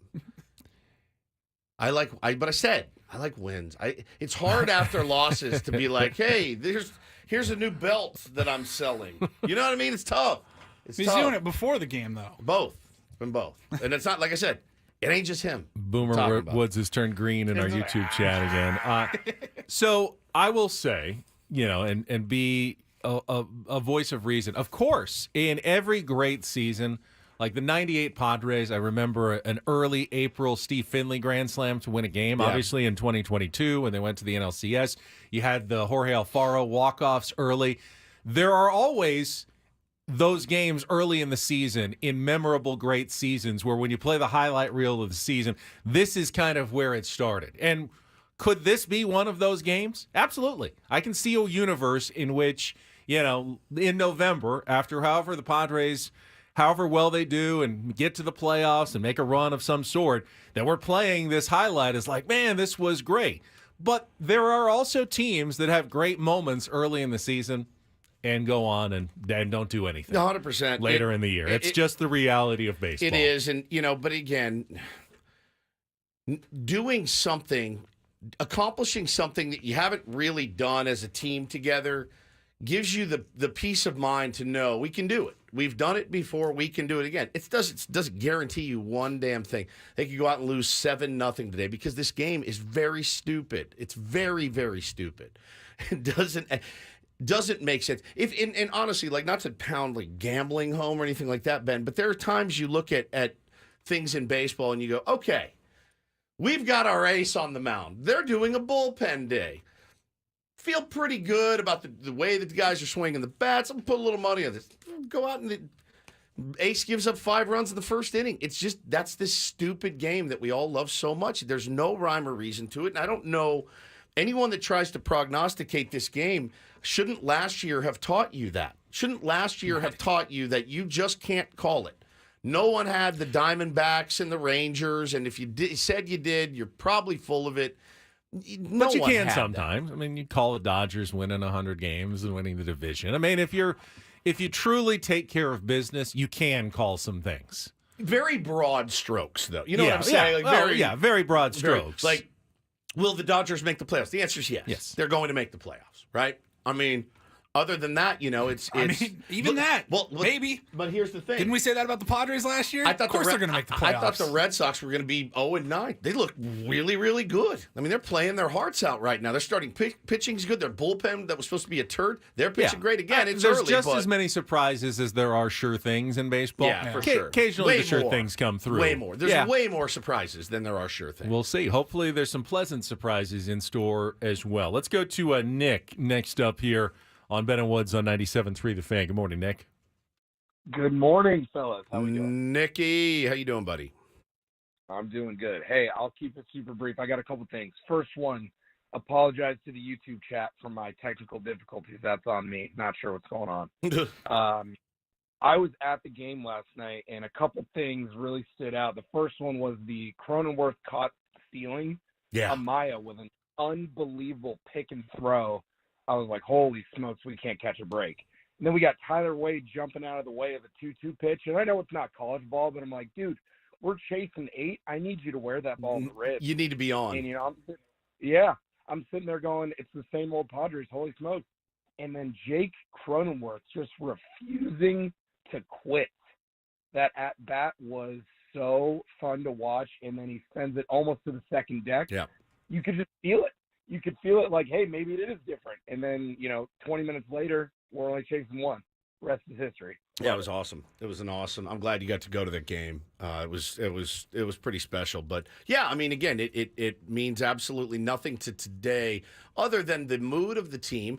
Let's be honest, the mood of the city, the mood of the fan base. Everyone is feeling much, much better. It's not something that happens all the time. If they go out and win that game 5-4, cool. It's awesome, man. We needed to get that dub. To be down 8 to come back, it just doesn't happen in baseball all that much. And to tell you the truth, more important than the good feelings of a exciting comeback win, the way that Jake Cronenworth and Jackson Merrill have both looked at the plate, if they hold on to that, that's way more important than one victory in a season.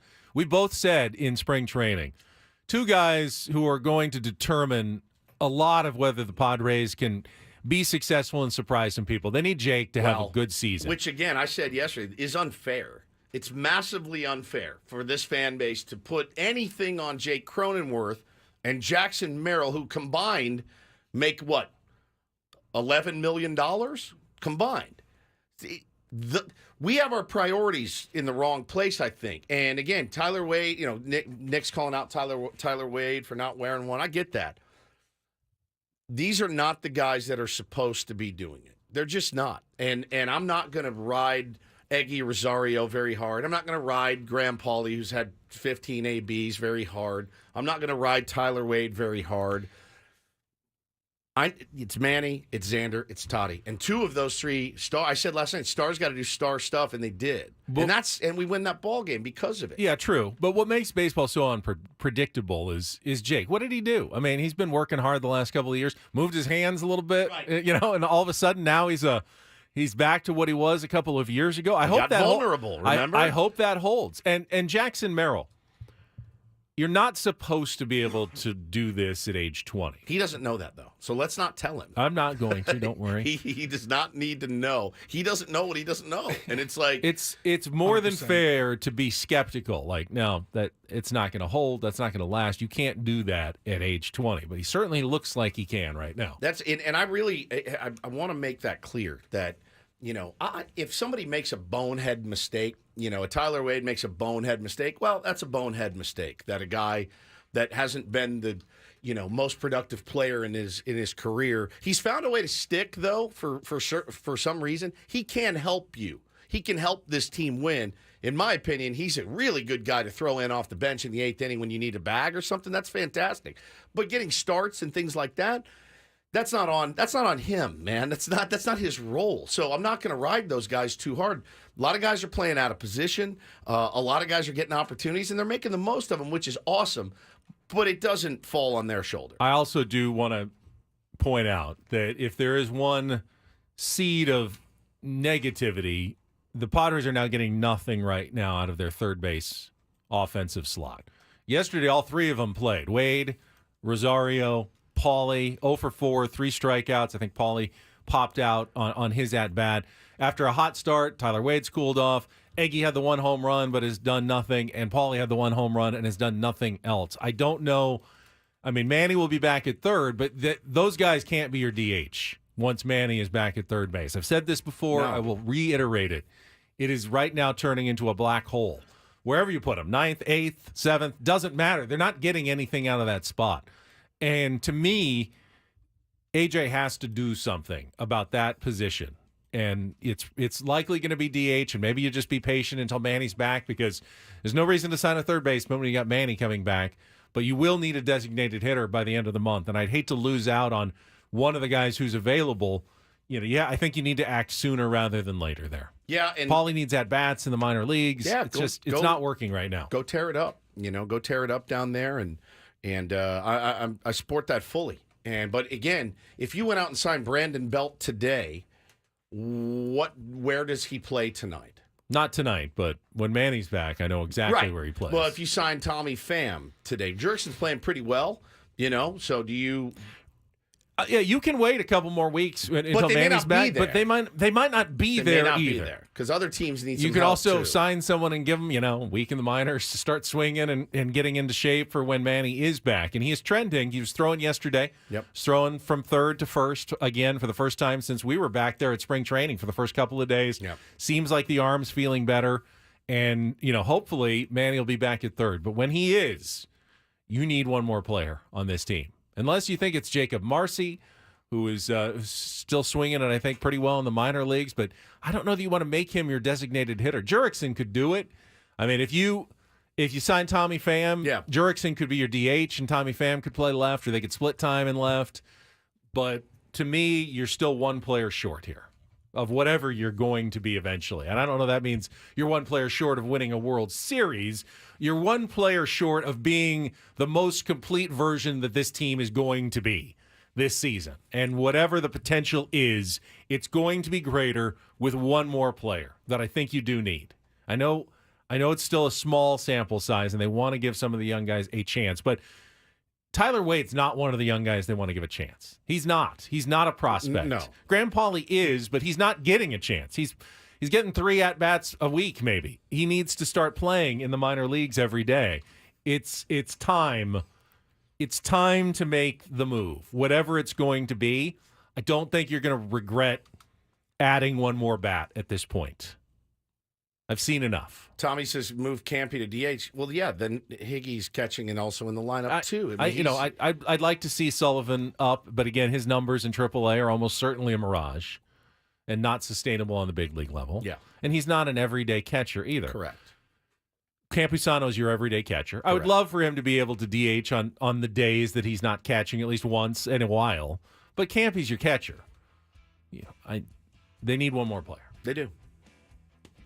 All right, we'll come back. We got 2 hours still to go. Jesse Agler is going to be with us. We also are going to give away some Padres tickets to tomorrow's Manny Machado bobblehead giveaway game. Last game of the series against the Cubs. It is all coming up. Do not go anywhere. More Ben and Woods on the way on San Diego's #1 sports station, 97.3 The Fan.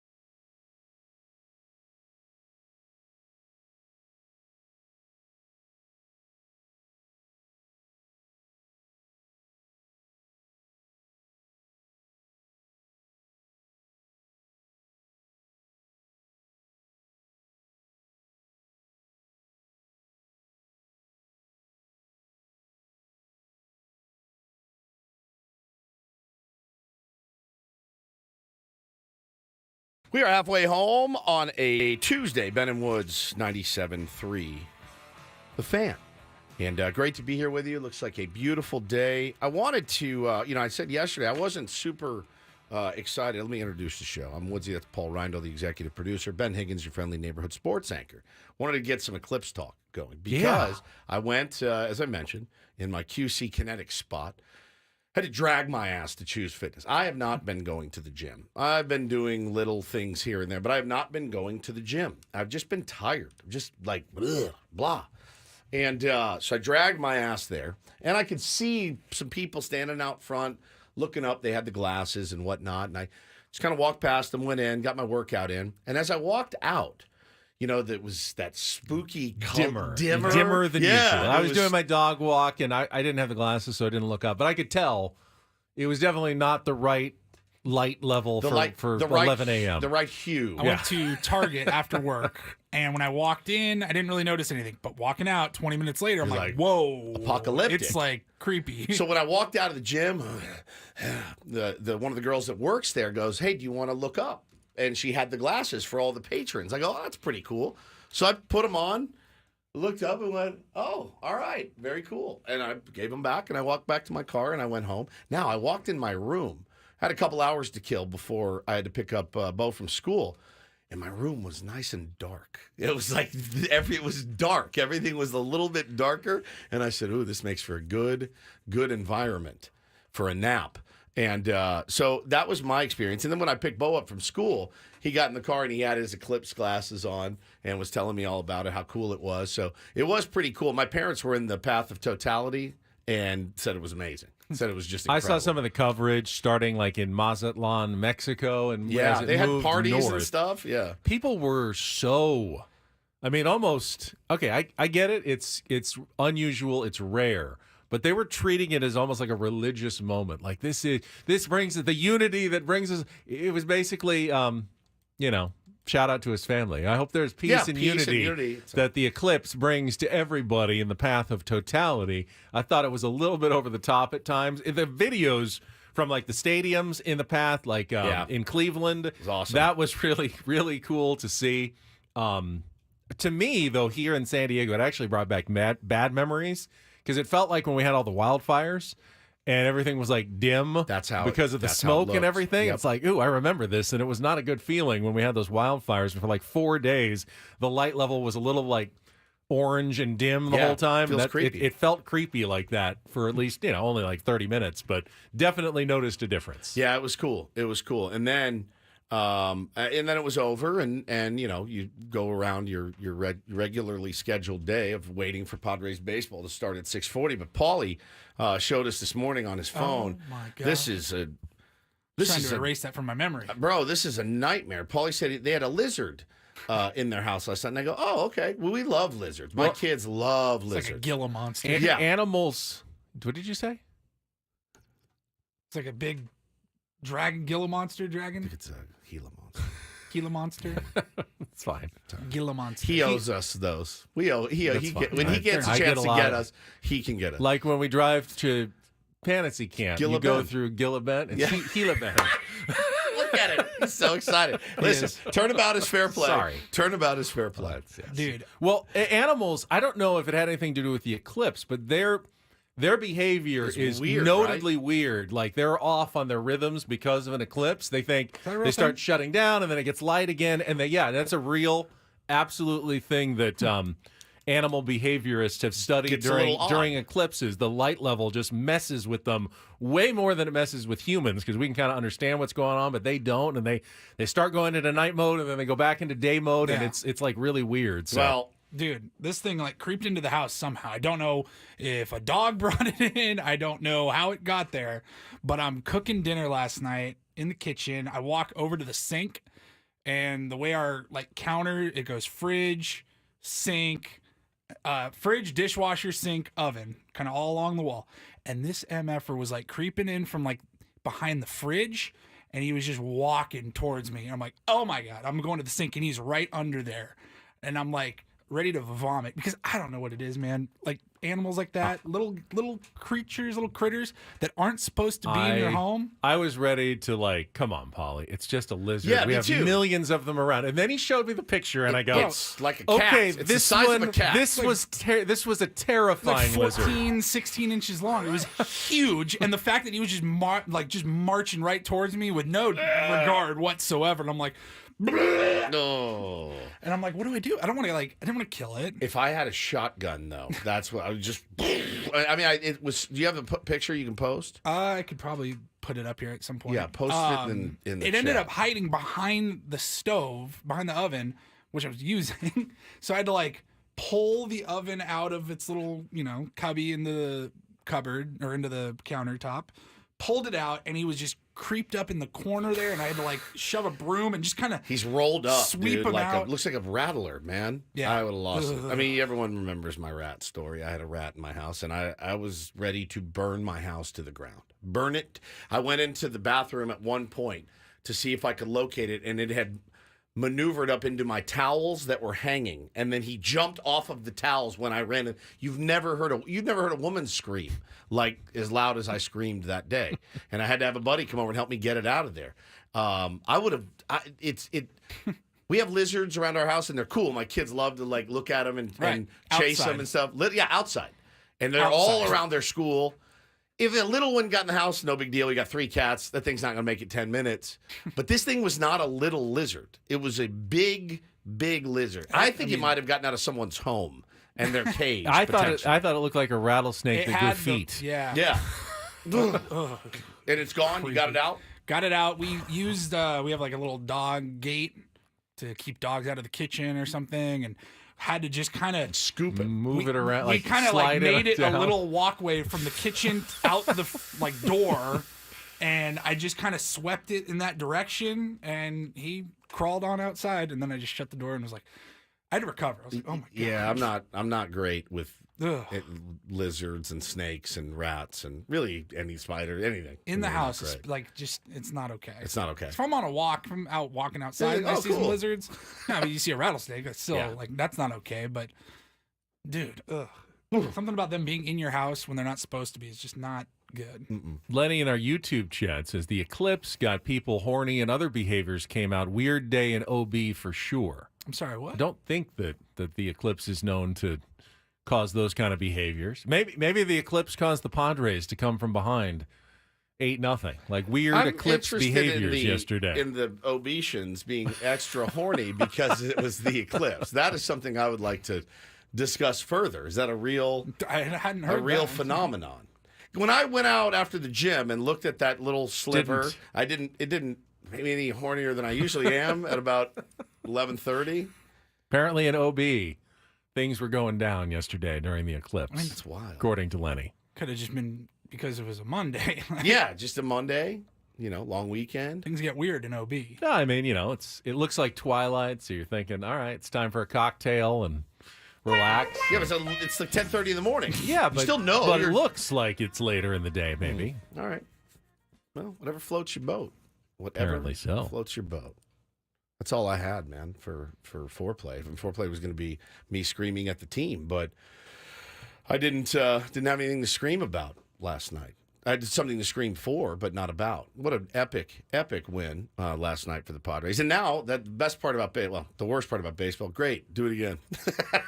All right, cool. What have you done for me lately? Jake goes 0 for 4 today. He's back to being, ripped those apart. great wins can't come as infrequently as full solar eclipses because the next one isn't until, I think, 2044 in the continental United States. Yep. So, Padres, we'd like you to win another one like that before 2044, please. Yeah, I mean, look, today would be a great day to get your first.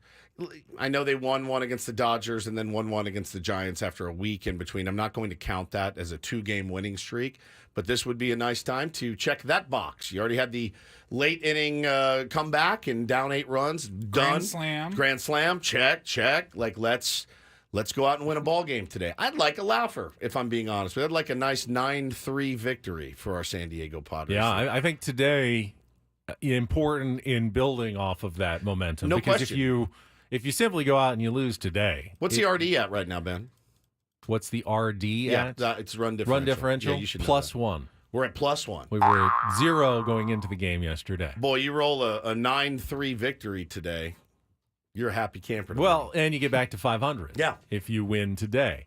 But then there's also the phenomenon of just every dog has his day. Yep. There will be games like this for the A's, and the bad teams will have great days over the course of a baseball season. The trick is turning those days into a streak, into a run, which the team last year, the Padres, were never able to do it. Actually, I was looking at the highlights. The Padres posted a video, the first game at Petco Park. Ted Leitner narrated highlights from Game 1, 20 years ago yesterday. And, every dog has his day. Sean Burroughs was the big offensive star of that game. He led off, drove in 3 runs, including the walk-off single to bring home Khalil Green in a 4-3 win over the San Francisco Giants. Didn't mean that Sean Burroughs went on to a phenomenal big league career, but, guys have their days, and it happens in baseball. The trick is consistency and turning those days into something more than just one comeback that is remembered as that was a fun, unexpected night for the San Diego Padres. Yeah, don't make this the highlight of your season. Please don't make this the highlight of your season. Make this one of many highlights over the course of a fun season. And it still will not take away from me how special it was. It was special. Last night was a special victory. One of 162, but really, really special. It's good to have a highlight, though. I mean, last season, go back.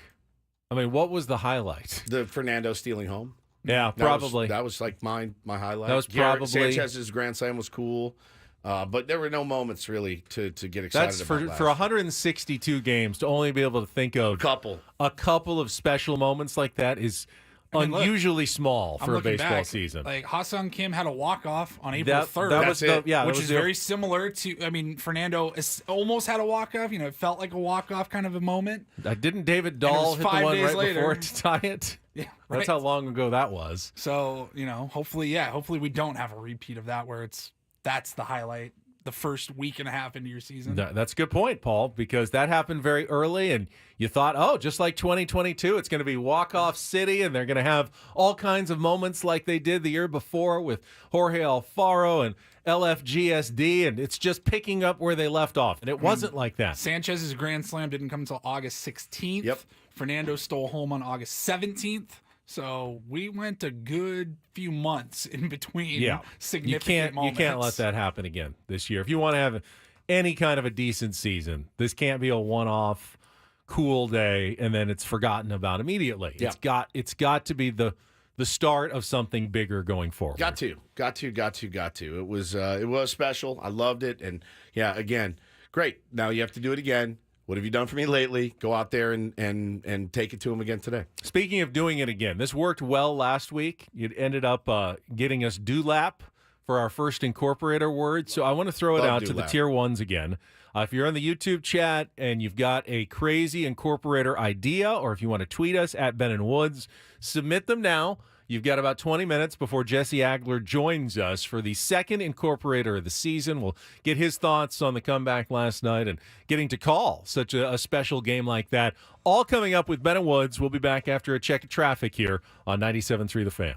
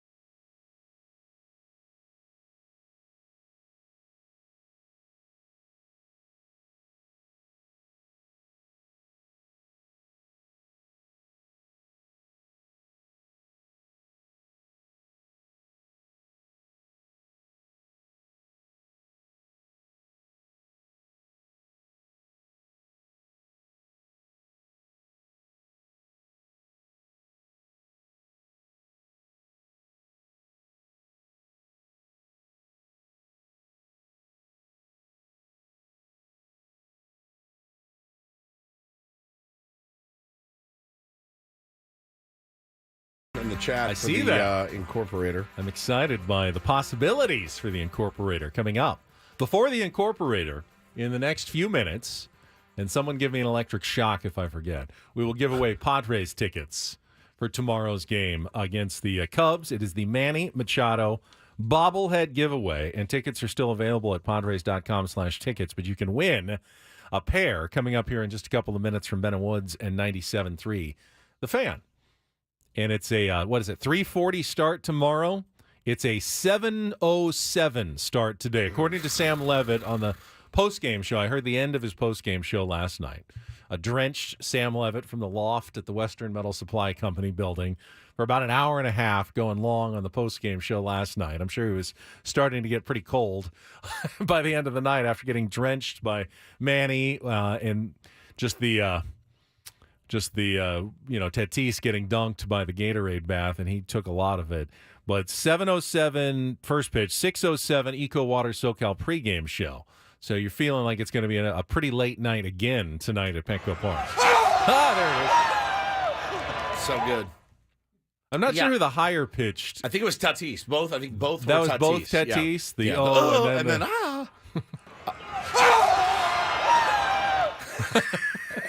The big one was for sure Fernando. Yeah. You can because Sammy's so close to that mic, it's hot. And yeah, it's hot. If that was Fernando talking to that mic, it would blow in your ears. Yeah, no question. What the hell was I just going to say? Oh, 7:07. 7:07 on TBS. Is that right?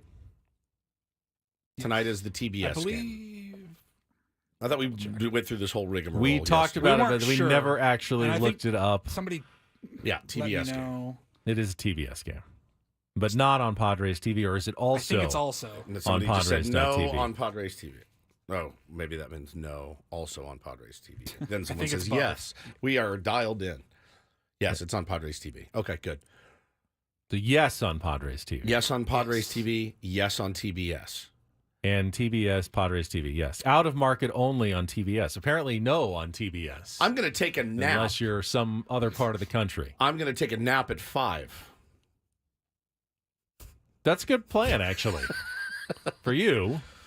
And that gets you up by 7 for the game. I don't know what time you have dinner. Well, you have dinner like 3:30. So it'll be a post-dinner nap, then sleep, and then get up and watch the game at 7:07. Margie in the chat says, Woods, why didn't Mike Schilt have Paulie sack bunt in the bottom of the 8th? No outs, Merrill on first, and Xander on deck.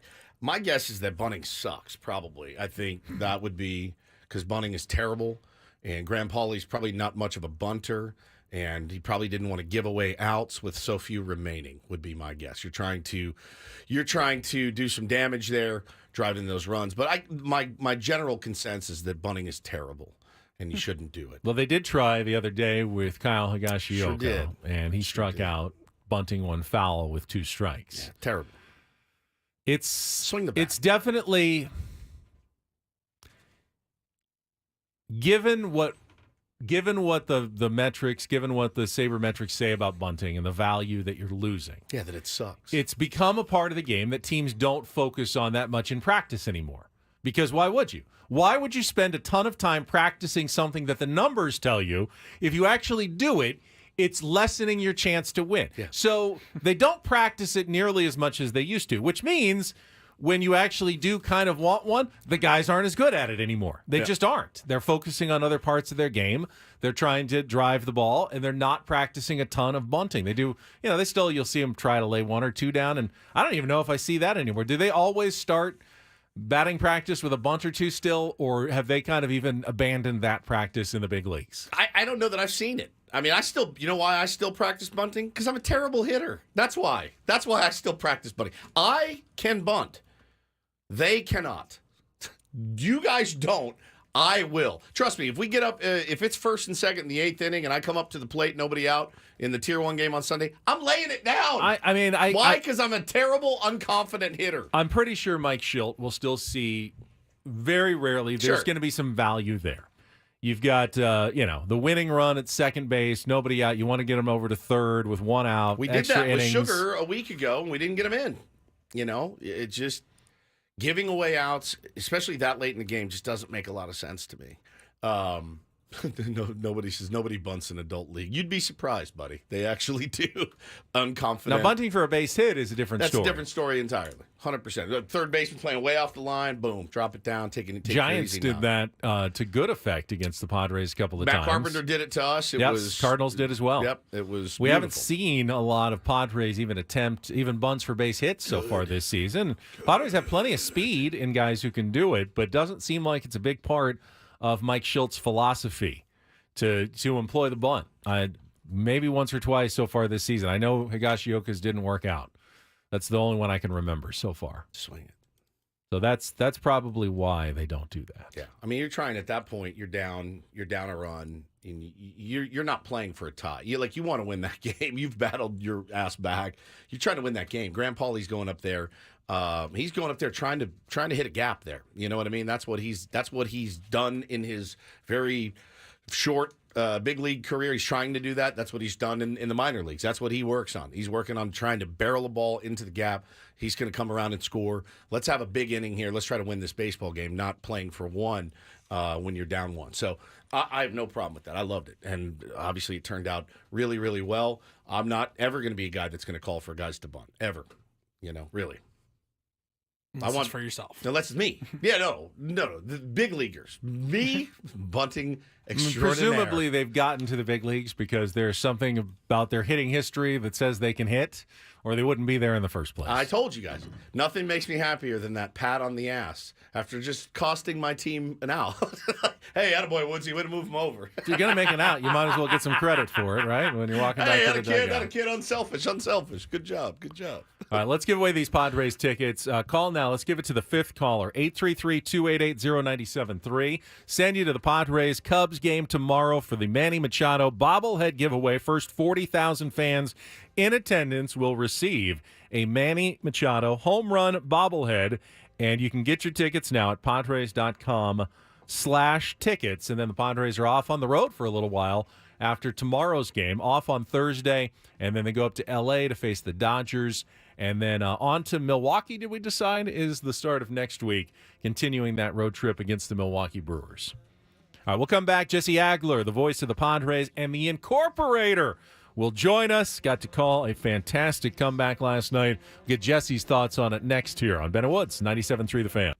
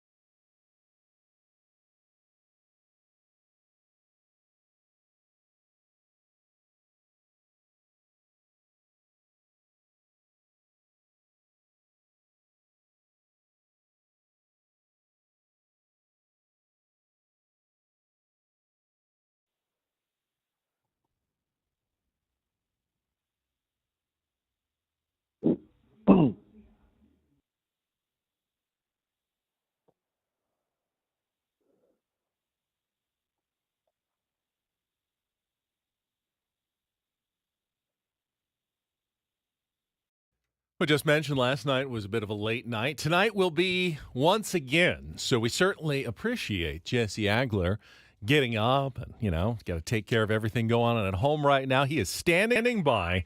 The voice of the Padres, the Incorporator, will join us right after this check of traffic on 97.3 The Fan. From the 97.3 The Fan Traffic Center, here's Kelly Danick. Still a few things that might slow you down. Crash blocking lanes on westbound King Freeway just before Federal. It's an overturn crash involving a trash truck. Also traveling on the northbound 5 just past Claremont Drive, a collision blocking the slow lane. The Cordell and Cordell traffic cam shows some large debris in middle lanes on southbound 805 just before Murray Ridge. I'm Kelly Danick with Ben and Wood, San Diego's #1 sports station, 97.3 The Fan.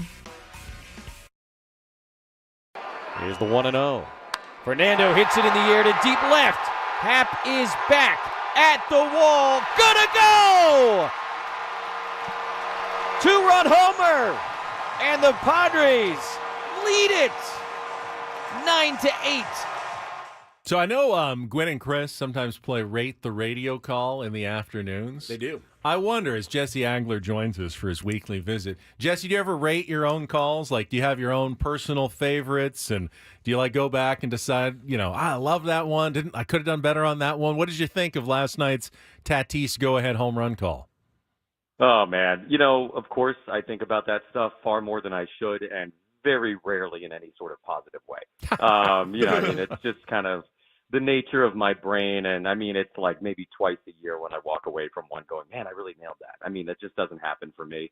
Immediately, my thing is like, all right, what would I have liked to have done differently that time so that I can next time, get it a little bit more right in my own head. But it kind of feels like that never stops. So you're just sort of chasing the carrot, and that's how I look at it. But, yesterday it was, I was like, it was stunning. You kind of felt like it was maybe coming, but it was also stunning. And, I wanted to give the crowd a moment there. So there was kind of that pause, after it went over and just sort of let the people who had remained at Petco Park have their moment, to be sort of a part of it and cheer, and also a moment to just kind of collect myself because it was a crazy historic thing that we just witnessed. That was so cool. It was so cool. I texted Jesse down 4-0, and I said, man, looks like you can get home early. Are you there? You there? Do we lose you? I hear him. He said Does he hello. hear us? I know, like we disappeared. Hello. Are we going to get the Musgrove music? Jesse. Boy. Are you there? And we lost him. All right. We'll get him back. Stand by. So you texted Jesse. Yeah. 4-0. And I said, guys looking to get you home early tonight. Get you home from the ballpark. Instead, the exact opposite happened. A little bit longer. I thought the emotion was 10 out of 10. Loved that call from Jesse. Yeah. Really, really fantastic. He is. I think he's too hard on himself sometimes. Jesse's calls are usually top notch, almost every single time. And the unexpectedness of it, as Jesse said. So the pitch before, remember, Fernando had gotten backed off the plate. Yeah, thrown up and in a little bit. And we had seen that before, but you could tell that Fernando kind of knows the MO because it happened a lot. What is usually the next pitch after he gets backed off the plate? It's going to be a slider on the outside corner to try to get him a bad swing. We got Jesse back on the line. Jesse, did you kind of notice that as well, that the home run came right after a pitch that backed Fernando Tatis Jr. off the plate, and then looked like he knew that outside slider was coming? Yeah, not only that, but my main takeaway from that, and Tony and I talked about it, I don't know if it was in the next inning or later that inning, was how did he not get hit by that pitch? Yes. You talk about game of inches all the time.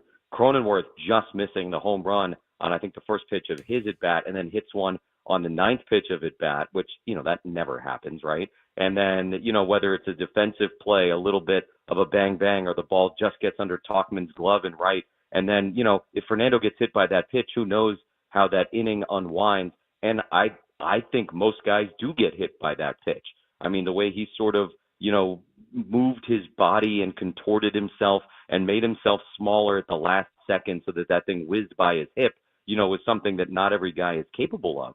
And then, of course, he hits the home run. So, it's just anytime you have a regular come from behind win, it feels like there's 1,000 things that if one would have gone the other way, you wouldn't have gotten that result. And, of course, in a game like last night, that many more things like that. Well, my dumb ass is like, wait, you got to wear that, man. We need you on base. That's my dumb. I mean, of course, I wasn't mad. I was just like, oh man, that's a good chance to get somebody on base. Yeah, go ahead, run. Let's get you on base. 100%. Let you. And do he your almost thing. had that home run. The first he put it on the roof of the Western Bell. I don't know how far foul it was, but it looked like it was right by the corner there of the roof. I texted Jesse last night after they got down 4-0, and just, I mean, like Jesse, you agree, like bad at bats, not competitive at all. I don't know what. I think Jake Cronenworth grinding that AB out was obviously the turning point in the game, but I mean, really uncompetitive 2-0 hacks and stuff like that where you're going, okay, all right, I guess we're going to flush this one and move on. And they ended up keeping you there a little bit longer than you probably thought they would. Yeah, I mean, look, you never anticipate coming back from 8-0. It's happened 4 times in the 50-plus year history of this franchise. So, you don't expect it, but there is always in a comeback that moment where you go, all right, like let's see what happens here. And I'm telling you, when Cronenworth hit that home run, it wasn't the great at bat, although it was a great at bat, and it wasn't the home run itself, which was obviously huge, that kind of like got my brain going in that direction. It was after the home run. Yes. They had a shot of the dugout on TV, and it was very intense looking down in the dugout. Yeah. And I didn't say anything. It was just kind of something I noticed out of the corner of my eye. And it was, I think, a shot of Cronenworth, and I forget who he was talking to, but you just saw, like, there was none of this, like, hey, we got 2, that's nice. They looked dialed in the dugout. Cronenworth, in particular, was all fired up. He looked to me like he had just hit a game-tying home run, not a home run that made 8-0, 8-2. And that kind of got my antenna up a little bit of like, okay, maybe we're going to see something here. And again, you never anticipate coming all the way back from something like that. But there's no question that the intensity dial was turned all the way up at that point in the game. And obviously you need some things to go your way. You need to have the good at-bats.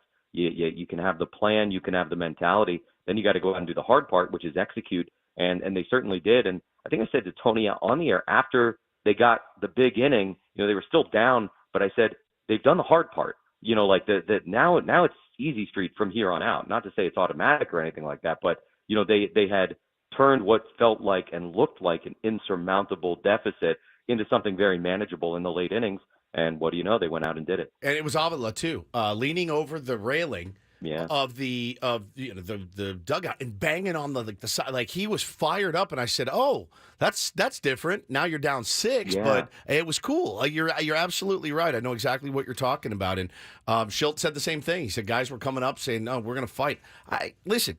It's all tropes until it's not. Like it worked. They did it. Now you got to build off. One of the unusual things about the comeback, though, and I could tell you noticed it, Jesse, is it's rare, but it happens where you get back into a game when you're down big. But it's usually a long, drawn-out process, like 2 or 3 rallies. A lot of things have to go right. It was so quick from 8-0 to feeling like they're right back in the game because it was Jake home run and it was pitch, bam, bam, bam, and then all of a sudden it's 8-5 within like 3 or 4 minutes. It seemed like that it happened so fast, Jesse. Yeah, it did happen fast, and the crazy thing about it is not only did it happen fast, but it happened kind of out of nowhere because, like you said, they didn't really pose any threat to Assad at all, until the Cronenworth home run. They had the 2 hits in the second inning, runners on the corners, I think 1 out, they didn't score, and then it was like nothing.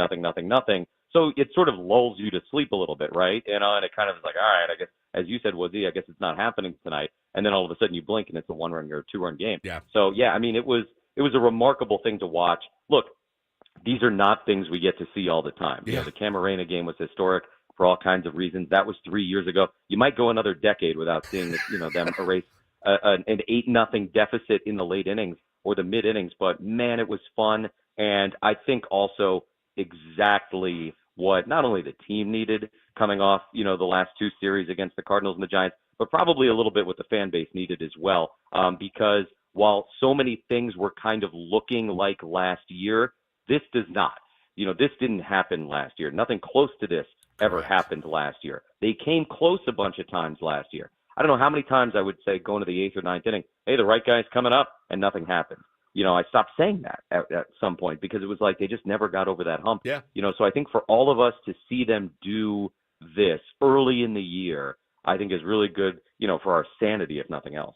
Jesse Agler, voice of the Padres, is with us. It's an Incorporator Tuesday. We'll get to that in just a moment. But yesterday was also the 20th anniversary of the first Padres game at Petco Park. You've been around for more than half of that. What is Jesse's favorite, maybe lesser-known aspect of Petco Park? All the time that you spent there, something that you love about the ballpark. Oh man, I mean, how much time do we have? Yeah. It's a couple minutes look, here. so much of Like it an is hour obvious. and 14, so you're good. Yeah. Good luck to you. It to me, I got here 2014, the 10th anniversary year was my first year, and it was special. I can remember the first time I walked out onto that field. There was a sense of awe, and I still get that and then some. But while they've done some really wonderful improvements, first it was the video board and obviously just sort of the general maintenance of the place to make it still feel new. I say all the time to people, I go to every ballpark. I'm very lucky around America. There are places that are not 20 years old that look way older than Petco because of the way this organization has sort of been committed to keeping it looking new and fresh and wonderful. But to me, the biggest difference between then and now are the fans. And obviously because of the way the team has performed and because of the types of players they have, the atmosphere is so different now than it was then. It was always a beautiful place. We always had the weather, we always had not always, but in the last 10 years, we've had the backdrop, of all the buildings, but you didn't have the fan buy-in then that you have now. And I think the biggest difference for me in the 10 years that I've been here is the atmosphere, the noise, the engagement of the fans. And it is night and day. It really is. And these fans were ready and waiting to have a team that was sort of worthy of that sort of atmosphere. And now that they've had it, they've shown up year after year at this point, and it's just turned it into what was a very wonderful building into one of the best places in baseball. And, the reason that I think the ballpark keeps coming out top of all these lists isn't just because of the setting, isn't just because of how beautiful it is, because that stuff's really always been there. It's because the atmosphere that's been created by the fans. And to me, that is what has kind of taken Petco to the next level. It's insane. I mean, it truly, truly is insane to walk through the concourse at Petco Park right now. It's packed. I mean, Monday nights packed. Like it's pretty cool. And if they keep winning baseball games, I think they know. I said it yesterday. This city is begging to love them. Begging. That's all we want. Is a winner, and we're begging to love and embrace this team. That was wisdom, though, from Jesse. That was basically the ballpark is an unbelievable canvas, but it's the people, the team, and the fans that are the paint, the art that goes on the canvas and ultimately determines whether or not it's a great park or not. It doesn't have to have all the bells and whistles. If you got a great atmosphere, that's the most important thing. And Padres have created that with the help of their great fans. And Jesse, you weren't surprised. Some people were streaming for the exits, 8-0. I thought about it. I thought about throwing in the towel. I didn't. I'm glad I stayed up the whole time. But boy, they missed a good one if they did leave, and let that be a lesson to them, I guess. I mean, we're taking the For the Faithful thing pretty literally last night, huh? Yeah. I mean, that's who was left, in the 8th inning. And when Fernando hits that home run, the faithful were the ones who were left. And that is, even with a clock in baseball now, there's still no clock. You get your 27 outs. You go until you can't go anymore. Time, they can't run out the clock on you. You can't run out of time in baseball, even with a pitch clock. You still get your 27 outs. And if you're able to use all of them in that way, you create, a lifetime memory, and that's what they did last night. All right, Benny, lay it on him. All right, time for the Incorporator. If you've just joined us, Jesse, every Tuesday we'll have to incorporate a strange vocabulary word into the baseball broadcast, one that does not belong. And today's word is contributed by Tier 1 Anthony the Butcher. Just celebrated a birthday, so we thought choose his word that he submitted. It's a very simple definition. Today's word is biblioclept. Someone who steals. Is that like a book stealer? I was gonna make him. He could. The etymology. I'm sure Jesse could have figured that out. But someone who steals books. Biblioclept. What a great word. Yeah, I was a biblioclept a little bit. Were you? Yeah, when I was a kid. Like just not returning library books. I really wanted. I read. It's called No One Here Gets Out Alive, and it's a biography about Jim Morrison. and I loved it so much. Instead of just buying it, I was like 14. I stole it. I ripped when the teenage rebels are also English majors. Yeah, exactly. That's what. I ripped the little barcode. I just ripped the barcode out of the paperback and was like, well, that was the easiest thing I've ever swiped, and that's what I did. I was an actual biblioclept. You were trying to break on through to the other side. I was. It was. I tried that many years, Jesse, breaking on through. I never actually got through, to be honest. But it wasn't for a lack of trying. We had the discussion last Wednesday about the different methods that Jesse uses to incorporate the word. Yes, which is fascinating. The directed conversation, the crime of opportunity, essentially, when he just kind of jumps in on, something that Tony is saying, or the conversation goes in a direction, or the true incorporator when it actually fits the situation, which is very rare. I don't know how biblioclept will ever fit the situation tonight. He'll make it work. Who knows? Jesse will find a way to make it work and get that word into the broadcast. I have no doubt. We will do our best. Happy birthday to Anthony. That's a great word.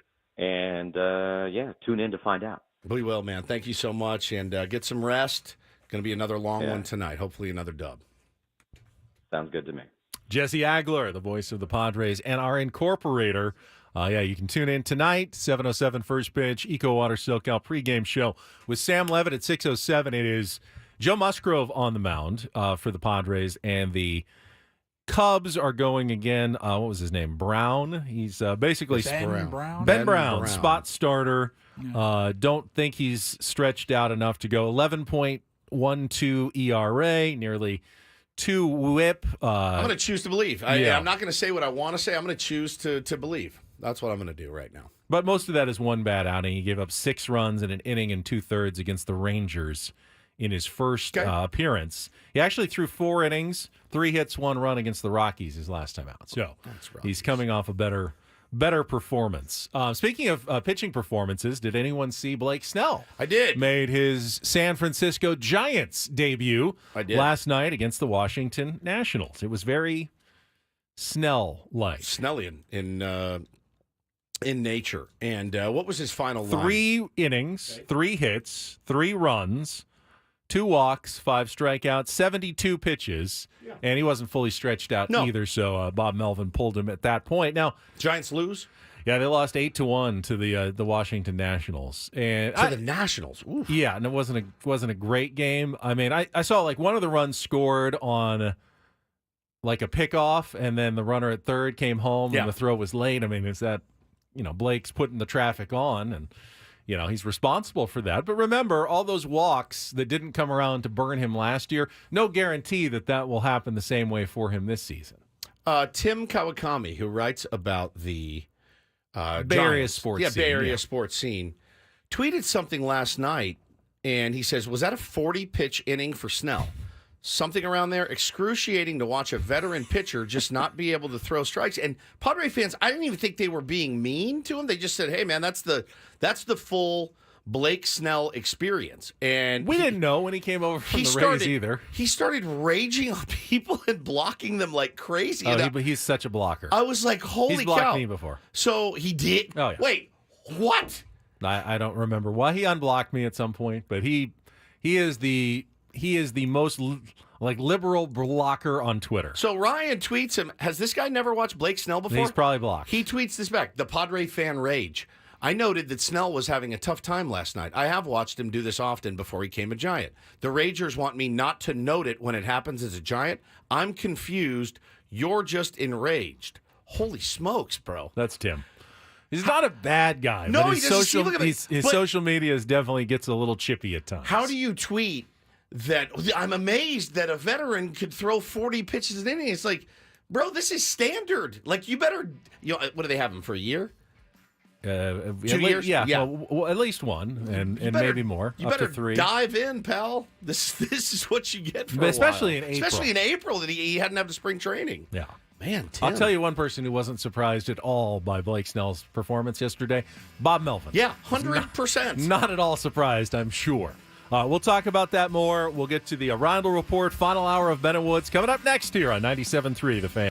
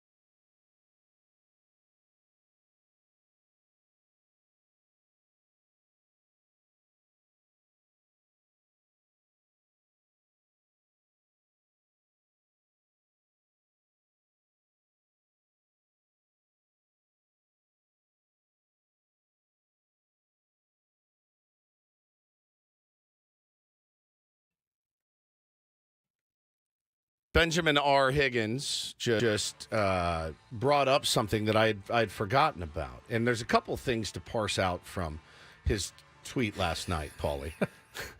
This is the one that he sent us? Yeah. So last night, 14 hours ago, Ben Higgins, our beloved, tweets, I'm curious about this. So here's a non-sports poll question.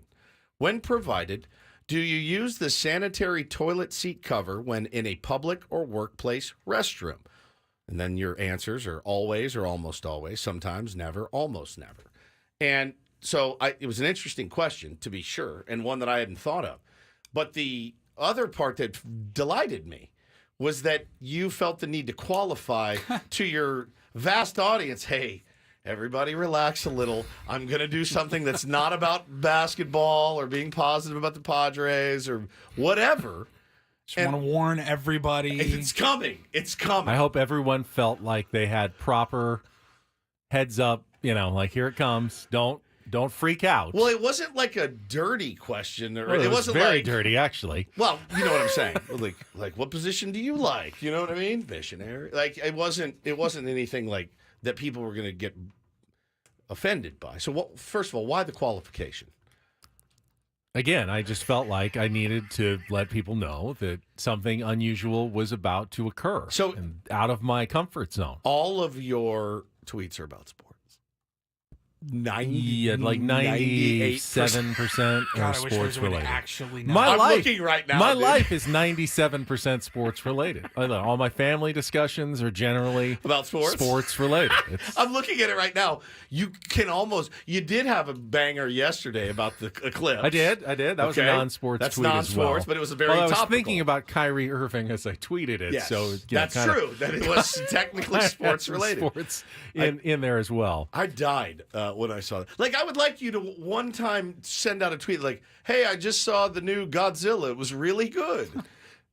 You didn't have to qualify. You're That's a well-rounded guy. Thank you. I appreciate that. So no, I happened to be, the well-stocked restroom near my office at Channel 10. Yes. Saw that it was there. It didn't look like it had been particularly touched recently. The dispenser with the horseshoe-shaped, yeah, like tissue-y seat covers. Right. People have names for them. Do they? Yeah, they have nicknames for them. People on my Twitter said, "Call it what you really should call it." I've never heard this. They said, "Call it a ass gasket." Save that, Paul. It's just the ass gasket. Okay, I'd never heard that before. And I just wondered, I just shorted out. How many people butt shield I see? Butt shield is good. Is not bad. I don't know what everyone calls them, but oh wow. They, I just wondered, do people use these? Because I don't really. I don't either. When I'm there. Paulie doesn't either. So I sent out the poll. We've gotten over 1,100 votes already. And here are the results. Right now, we've got 47% for always or almost always use the sanitary toilet seat cover. Don't lie to me, dude. Okay? The butt shield. Don't lie to me. The ass 15.3% say sometimes. Where's the distinction? You evaluate the situation and decide whether or not it's necessary. No, those people didn't want to admit that they never do. And then either. 37.7%, like you and I, say and never or almost never. Yeah. Good, honest. Good, honest, salt of the earth people. Colossal waste of time. I will do now. When you walk in, you're on a road trip or something. You're like, I got it. And this happens to me. You guys have traveled with me. We stop every 30 minutes. So I'll go into some truck stop in the middle of Gila Bend. I'm like, I gotta go. So I'll run in there and go, oh no, what happened? There's only here? one option. There's one option, bathroom, and you're like, stall. what happened? I'll do a full wad up on my hand, give it a nice wipe down and a shine, and then I'll do my business. But I've tried it once. Half of it dangles down in the water. It slides around. It's not comfortable. It doesn't do anything. Yeah, it's not comfortable. It never stays where it's supposed to stay. And I guess my thought is, if people are using the restroom properly, it's really not the least sanitary area. The seat. Your cheeks. Yeah, I mean, someone made the point. Your hands are a lot more germ-infested than your butt cheeks. No doubt. That's not... Now, if people are not using the restroom properly, I'm not going in there in the first place. I'm just waiting. I'm not like you. I can hold it pretty much indefinitely. So I am just not going to use it at all. That's the thing. That's my qualifier is I try not to go ever those situations, like public situations like Me too. that. I can just hold it until I'm back in my room, back at my house, wherever we're at. What if we're on we're the road. driving, man? I'll wait for a more clean restaurant You guys are or good. something. You Yeah. guys are good.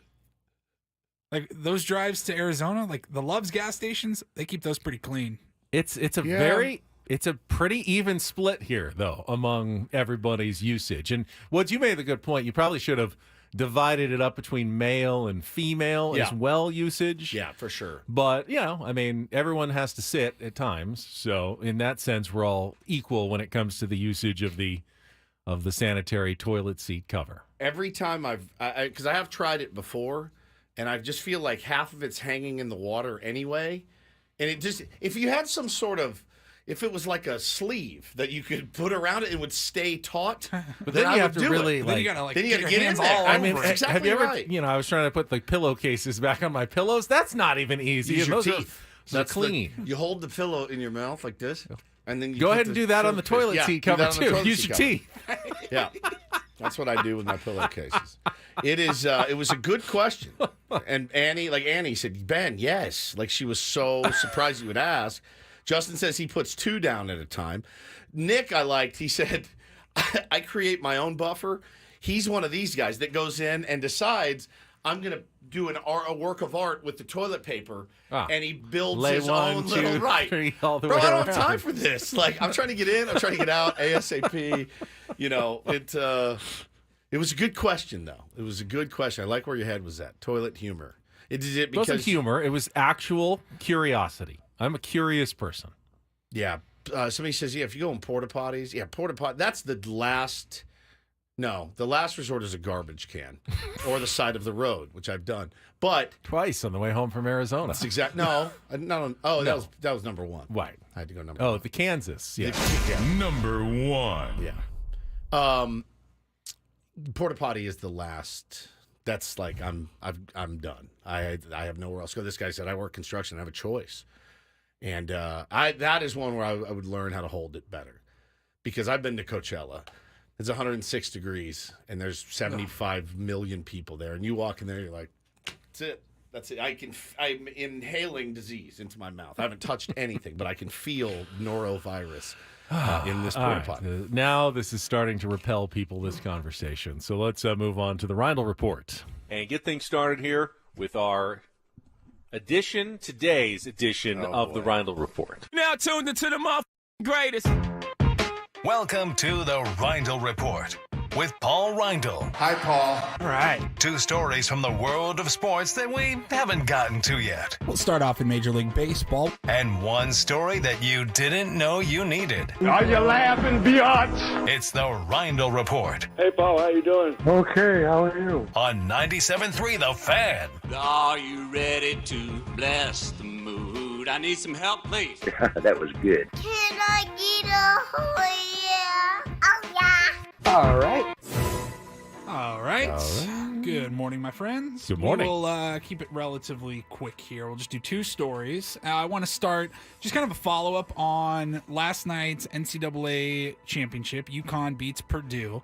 And Dan Hurley, the head coach for the UConn Huskies. Now, 4 years ago, you may have seen this clip now. 4 years ago, I think they missed the tournament entirely. And Dan Hurley, after a loss to Villanova, here's what he had to say. People better get us now. That's all. You better get us now.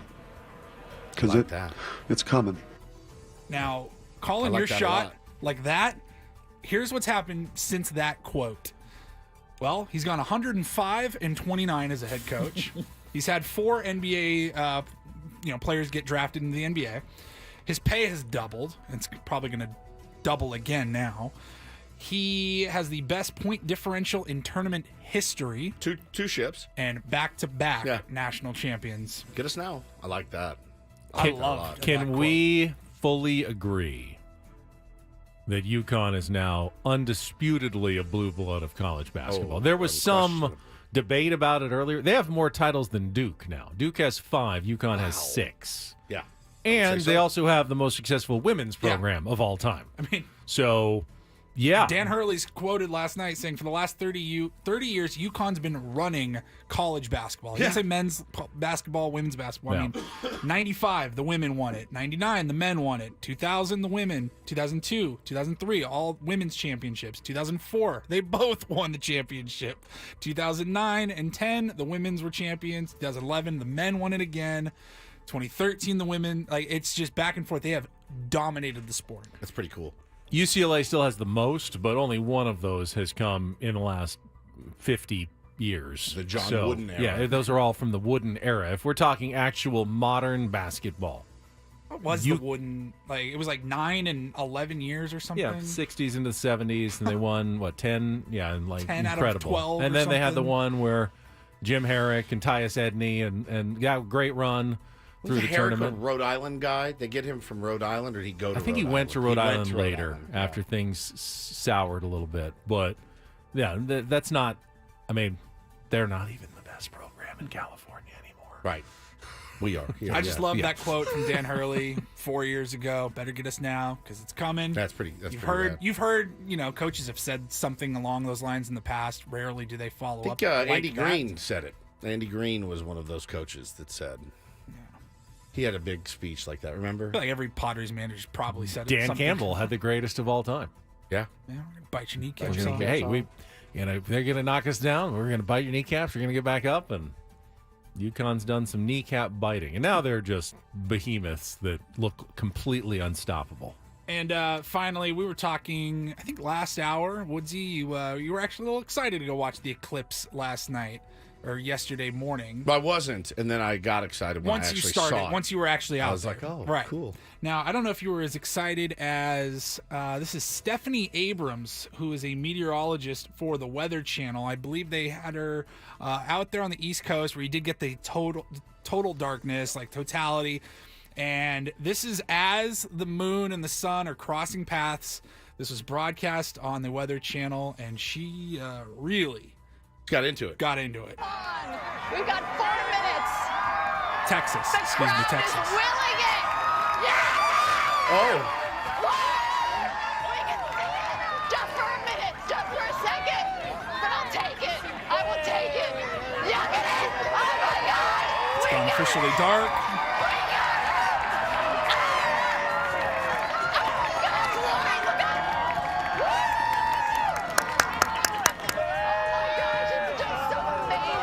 And it is complete darkness. Sounds like Hotel Hannah. It's, I'm being honest. Joking. Now, the rarity of it is certainly notable, but the excitement? This is, well, it's like, I mean, if you went to a sporting event, and as exciting as like Fernando Tatis Jr.'s home run was going to be, if you knew it was already in the script, like they told you 27 years ago, hey, I'm looking at the charts, and on April 8th of 2024, Fernando Tatis Jr. is going to hit a 2-run home run in the bottom of the 8th inning, and the Padres are going to win that game. It would still be very cool to watch, but that wouldn't be my reaction necessarily if I knew it was coming. The Eclipse, she was acting as though like it was in doubt at the last minute. Is it going to happen or not? We made it. Is it going to happen? It did! I can't believe it! Just for a second. But I'll take it. I will take it. Look at it. Oh my God. Look at it. Oh my God.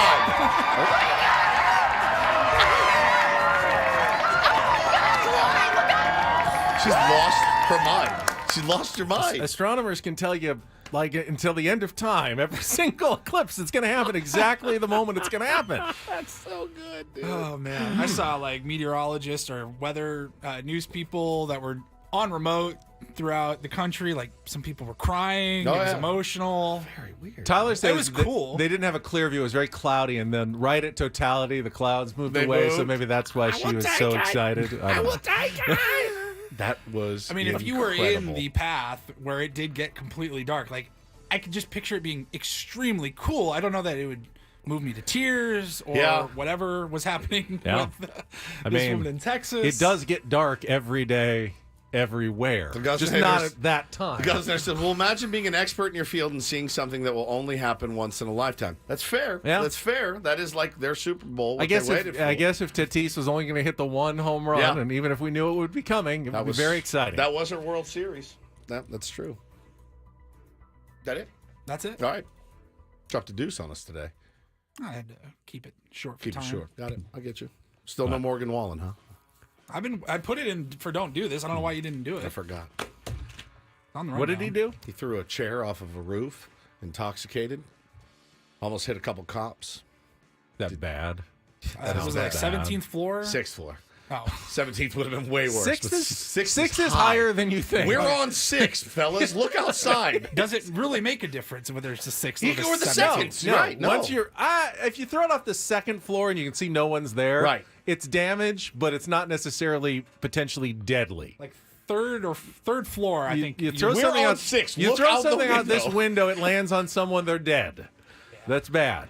That is bad. Don't do this. Don't do this. All right, we'll come back. We've got some more tickets to give away. This time for the San Diego Legion. Chance to head out to Snapdragon Stadium. We also, Benjamin, need to talk about perhaps the biggest story in baseball, the one that we really don't want to talk about, but we have to talk about it. Try to get to the bottom. I would love to talk about it. Of actually. what's going on. I don't understand some of the logic in the argument here that's been going around the last few days There's particular. Arguments. I mean, it is a huge, huge story in baseball. We're not right now. putting the blame in the right places. Right. All right, we'll get to that coming up next with Ben and Woods after a check of traffic here on 97.3 The Fan.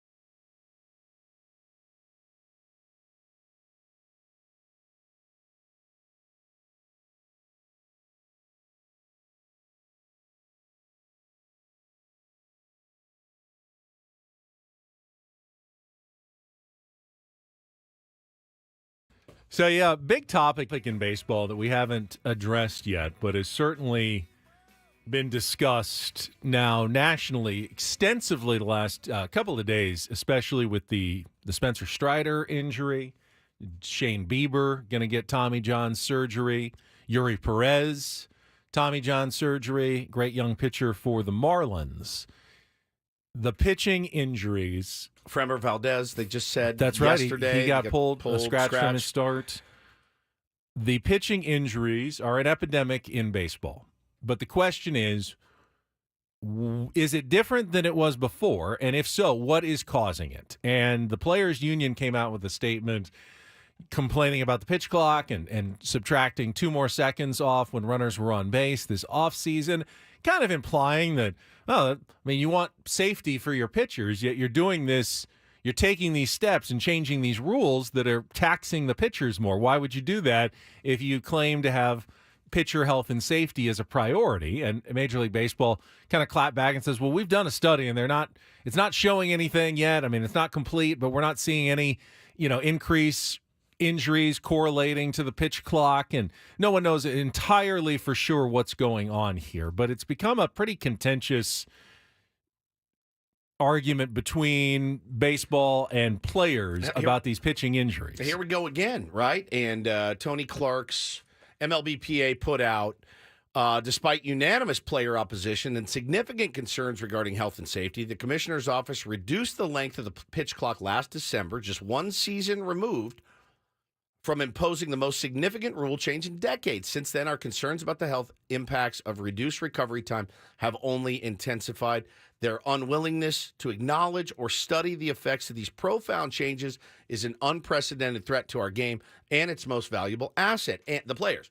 And, Jeff Passan came out and was like, well, listen, we don't need a time of dissension right now. We need everyone working together. Garrett Cole came out and said he was disheartened by Major League Baseball's response. He said there's multiple contributing factors to the rise of arm injuries, like maximum velo and spin. And I have some ideas, some thoughts based on all the stuff I listened to, the players that they talked to. The weird thing about this, Ben, is that I think we're past the point of no return, and that's an odd feeling to be at. Usually, when you're like, "Hey, something's going wrong. Let's address it. Let's fix it." It reaches so far down below Major League Baseball that I don't know that you can ever accurately fix it. One of the things that they talk about a lot is the travel ball scenario where kids are playing year-round baseball. That's where I would say is probably the most blame should be put. They're not developed yet, but they're throwing a ton, and they're throwing high stress. They're not throwing with their buddies, long toss. We used to do long toss like madman. I feel like it helped me throw better. And the Japanese culture, they really believe in throwing a lot. But the ligaments in your elbow, they have to grow with your body, and when you're stressing so much and you're doing it 365 days a year, you're seeing kids getting TJs in high school and stuff, and that's no good. The list of things that they're blaming, pitch clock is one of them, right? The ball itself is one that Tyler Glasnow said 100% is why I got hurt. I was chasing a Cy Young. I was probably going to win the Cy Young. They changed the baseball. So now he goes, by the way, all of your favorite pitchers use something to put on the ball. And it wasn't spider tack to spin it at 3,500 RPMs, Ben. It was for grip. We've all felt the Major League Baseballs, they feel like this lacrosse ball that I'm holding in my hand. They're really, really slick. So just to hold it, and I got to be able to spin it, I need a tackier baseball. He said it wrecked his elbow, his UCL, all that. So there's all these different reasons for why it's happening. But the problem is why I say we've reached the point of no return. What are you going to do? You're not going to ban travel ball teams. You're not going to ban, kids chasing velo, which is, like Kyle Bodie is not going to come on and say, like he's telling you, I'm teaching you how to properly train for velo. right? And it's worked for a lot of his guys. A lot of his guys have gone on to great success, chasing velo, and they've made names for themselves. I have an interesting theory, too, of why guys chase velo and why guys chase spin. You know why? Because they want to get paid. They want to make money. Of course. And so I watched the other day. I told this to the guys in the dugout. I saw, and I'm please don't get your panties in a bunch. Every team does it, Dodger fans. I just saw the last couple days. The Dodgers called up Nabil Krismat. He threw one game. They sent him down. They called up Dinelson Lamet. He was there for 3 games. I think he pitched in one. They sent him down. They DFA'd him. If you're a pitcher, knowing I'm going to get treated like basically a piece of meat, right? I'm transactional. Why wouldn't you go max effort every time to try to get outs? Why wouldn't you go max effort your entire life to try to be the guy that they can count on, the guy that they're willing to stroke a check to for 5 years, and you're a valuable part of this team? I can make life-changing money.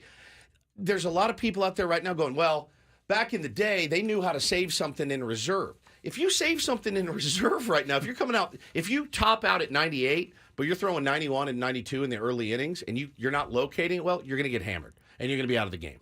So it's this vicious circle. I've got some thoughts, and I will share them. I'll tell you what doctors say that they believe is the biggest cause of the pitching injury epidemic in Major League Baseball. And we'll do that when we come back. First, I got some tickets to give away to the San Diego Legion. They're going to be playing on Sunday against the NOLA Gold at Snapdragon Stadium. You can get your tickets at sdlegion.com or win them right now. Call 833-288-0973. Third caller gets a pair of tickets to Sunday's San Diego Legion rugby match against the NOLA Gold. 833-288-0973. There's no 100% answer, but doctors will tell you with pretty large degree of confidence what they think most of these injuries, the UCL injuries, are caused by. We'll get to that coming up next on 97.3 The Fan.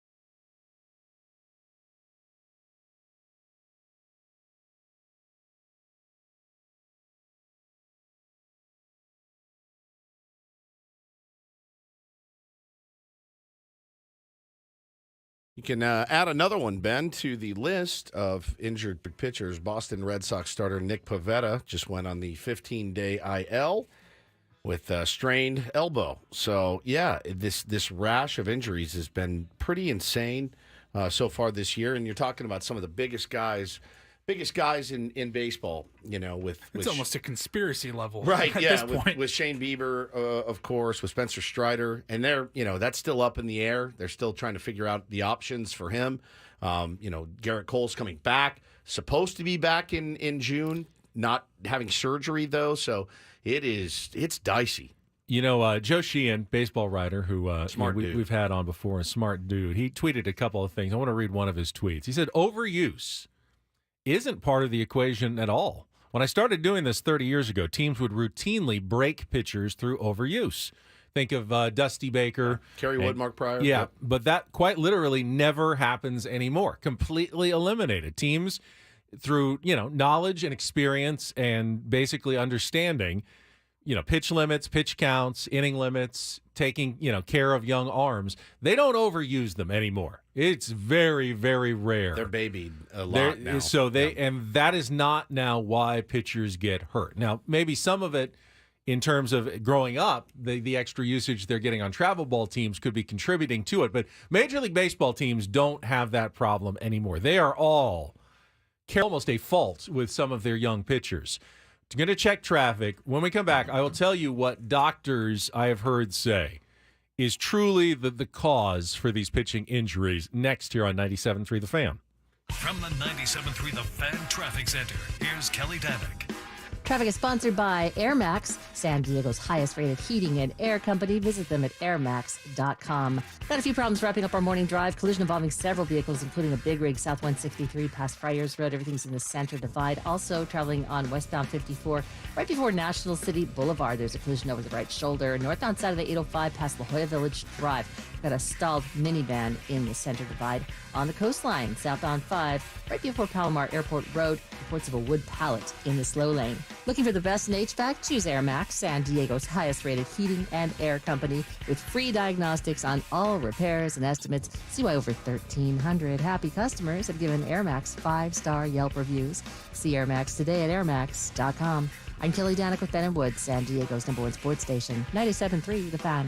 Now, keep in mind, pitching injuries are not new. Nope. They have been going on since Major League Baseball really started. And the reason why you hear about them more nowadays is there's a couple of reasons. First of all, players are making so much money when all of a sudden they're not available and they're on the injured list and there's so much more media coverage. You talk about it a lot. But back in the old days, before they invented Tommy John surgery, pitcher would get hurt and you just never hear from him again. Yeah. And they'd just be gone and they'd just bring someone else up and they'd start pitching.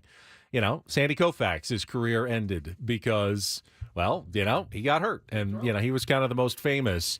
And then Tommy John surgery was invented. And I heard my grandfather talking about this more than 30 years ago. And my grandfather actually has a good opinion on this because he was Dr. Robert Kurlan, who invented Tommy John surgery with his partner Frank Jobe. So they studied elbows a lot. Does he really know what he's talking about? This is like more a bunch of than crap just, to your me. general uncle who's a baseball fan actually had a knowledgeable opinion. And I heard him talking about this. And now it's an even bigger deal because as we have gotten more knowledgeable about training techniques and building up muscles and ways, athletes now are bigger, stronger, faster than ever. Does anyone disagree with that? No. Athletes are getting better, including pitchers who have stronger arms, and they build up the muscles, and they know exactly how to maximize the usage of those muscles. And in many ways, they also know how to keep those muscles from getting hurt better than ever. However, you can do nothing to strengthen a ligament. Right. It is the one you're given with, that you're born with, and there's nothing you can do to make it stronger. So as your muscles and get stronger, and you're putting more and more stress and torque and throwing the ball harder, the max velo, as you said, Woods, there's nothing that your ligament can do to offset that. So as pitchers have developed faster fastballs and more break and more spin on their sliders, there's nothing that the ligament can do to keep up with the advances in training and technology and everything else that has made pitching so much better nowadays, and the ligament can never keep up. And so you see more and more ligament injuries because they've gotten so good at identifying how to throw faster and how to throw spinnier and make it more difficult for the batters to hit the ball. It's also doing this irreparable damage to their elbows. It's absolutely true. Chasing spin, chasing velo, certainly. If your ligaments aren't developed, but how do you, if you're a high school kid, right, and you're pitching at Granite Hills or something, right? How do you get noticed? It ain't by throwing 81 and dotting the corners. By throwing 91. It's by throwing 91, and then 94 your sophomore year, then 96 your junior year. And next thing you know, you're playing at Vanderbilt, and you get drafted after the first round, and you're on your way. But your arm could be in tatters because you're overused up to that point. Then you get to college, and they're going to use you if you throw that hard. And now you're going to start chasing spin because we want guys that can spin it. And we want guys that can throw the nasty sweeper, the nasty slider. And we need a bunch of torque, and we need a bunch of RPMs. That's how you get paid, right? Like, and everyone always likes to use the example. Well, what about Nolan Ryan? He pitched 20 years. Great. What about Tony Gwynn? You're talking about unicorns. You're talking about for every Tony Gwynn, there's a billion guys that couldn't do what he does. Ryan, you're talking about another billion guys that probably threw pretty hard and knew how to pitch. They didn't make it because they got hurt.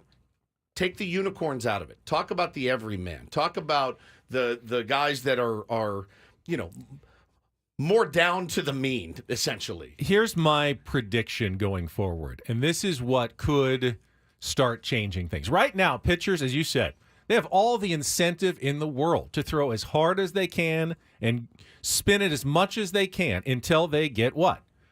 Big contract. Paid. And get those guaranteed deals and get that money. And guess what? Even if they get Tommy John surgery, they're still getting paid.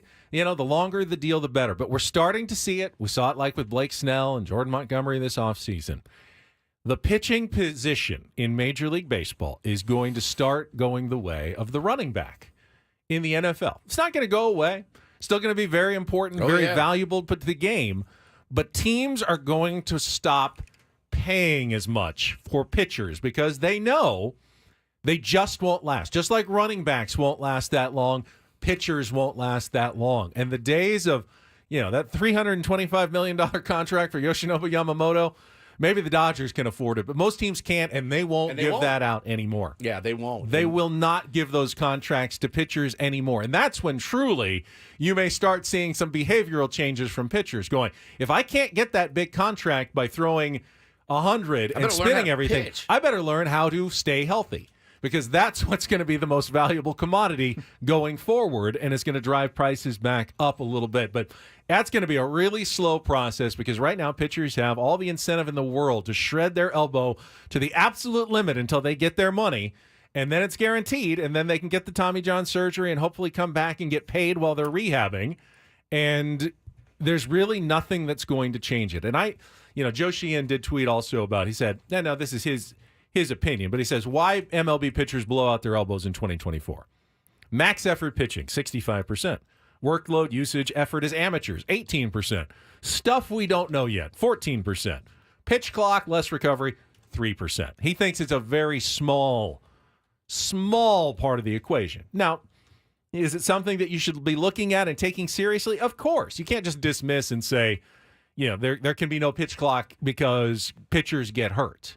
Well, if there was no pitch clock and literally the umpires, you could take as long as you wanted, pitcher should sit there like 20 minutes between pitches and recover as long as he can, and then throw another 105, and then we'll wait another 20 minutes and we'll throw another pitch. There has to be some sort of rule as to when you throw a pitch, and they've put it at 18 seconds and 15 seconds. If you want to tinker with that a little bit, fine. But you can't just say, no more pitch clocks, because really the best thing for a pitcher to do would be like throw a pitch every hour and throw it as hard as you can, and then let's wait and recover as long as we can, and then throw another pitch in an hour. That'd be super fun to cover. Ball. All right. Let's wait. Wait for him to recharge the old battery and recharge the old engine. Does a little walk around the mound. You can't just say there can't be a pitch clock. So I did not like it, and I said it when it happened. I didn't like you just put the pitch clock in. Stop messing with it. They finally just got used to it. Now you're speeding it up more. That was dumb. That was dumb. And now it's in these guys' heads. I think the games are moving along just perfect right now. Though. I thought they were fine last year That's what I'm saying. I thought 20 seconds with a guy on base felt a little long. It was like it was dragging. It was not dragging. It was the hitters that were making it drag. It was the Trent Grishams who would Yeah. jump out of the box for 12 seconds, then jump right in at 8. We didn't need that. Get those guys in the box like you did on every other pitch. All of a sudden, there's a guy on base, and the hitter is now just sitting around doing nothing. Pitchers have longer when guys are on base. You didn't really decrease anything. You still have 15 when when there's nobody on base. Nothing has changed there. You have more when they're on base. You're really speeding up the hitters with that lowering of the pitch clock, not the pitchers. They have their pace. If they continue to pitch at their pace, one pitch every 15 seconds, nothing has really changed for the pitchers. It's the hitters that they changed the rule for, in my mind. So I don't think that the 2 seconds, there's no way that the 2 seconds has caused 17 pitching injuries in the last 2 weeks. There's no way that's possible. Not at all. Now, the overall effect of the pitch clock, the guys who came up in the minors pitching more than they were used to, yeah, that could be part of the factor. But this 2 second thing has nothing to do with it at all. Nothing to do with it. It's like Paul Skeens right now, who's just shoving down in the minor leagues for the Pittsburgh Pirates. If you're the Pirates and he's throwing 103, but he's throwing it down in the minor leagues, and the Pirates are like, you want to win, it's a ticking time bomb. You're waiting. So might as well use those bullets at the big league level. Problem is they don't want to pay him like a big leaguer. They're going to keep him down there till he inevitably says, I've got elbow trouble. Get your TJ, come on back. It's almost the part of a process of a young player now. Part of their progression. Their progression. Like, you're going to get your I got my TJ. Oh, you've only had one? Senior year in high school. Who's going to be? Who's going to be the first to get it for 3? Is there a guy? third? I just saw a guy, I can't remember who it was, had 2.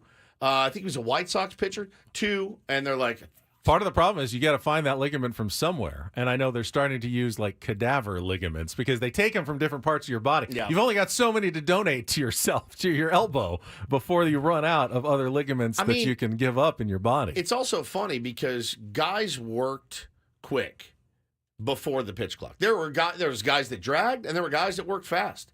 Healthy guys who work fast. Healthy guys that work fast, absolutely. They get the ball, they throw the ball. It wasn't really an issue then. Now, so I don't know. I mean, look, one thing, can we all agree on this? And it should have been done a long time ago. Can we all agree that Major League Baseball needs to fix its baseball? It's every year. The hitters are complaining, and now the pitchers are complaining. No one's happy. The pitchers need something with a little bit of tact to it, a little. And the hitters need to hit something that doesn't feel like, an old ball filled with sawdust. Like, there has to be a happy medium getting one uniform baseball for these guys that the pitchers are happy with and the hitters. Guy the other day came out of the game and he said, write it down. Those balls were horrible. They were terrible. You can check it off. These balls are dog ass. I mean, so this has been an issue now for the last 3-4 seasons. Find a ball that has a little tack to it, or let guys put a little tack on it. Do you know what I'm saying? Without doing the spider tack that they can now spin it at 4,000 RPMs. Come to an agreement on a universal ball like they do in golf, like they do in other sports. And so that's something that I think could help. You're trying to grip and rip these things that are cue balls. You have to spin it so you can be effective, and you have to go max effort so you can be effective.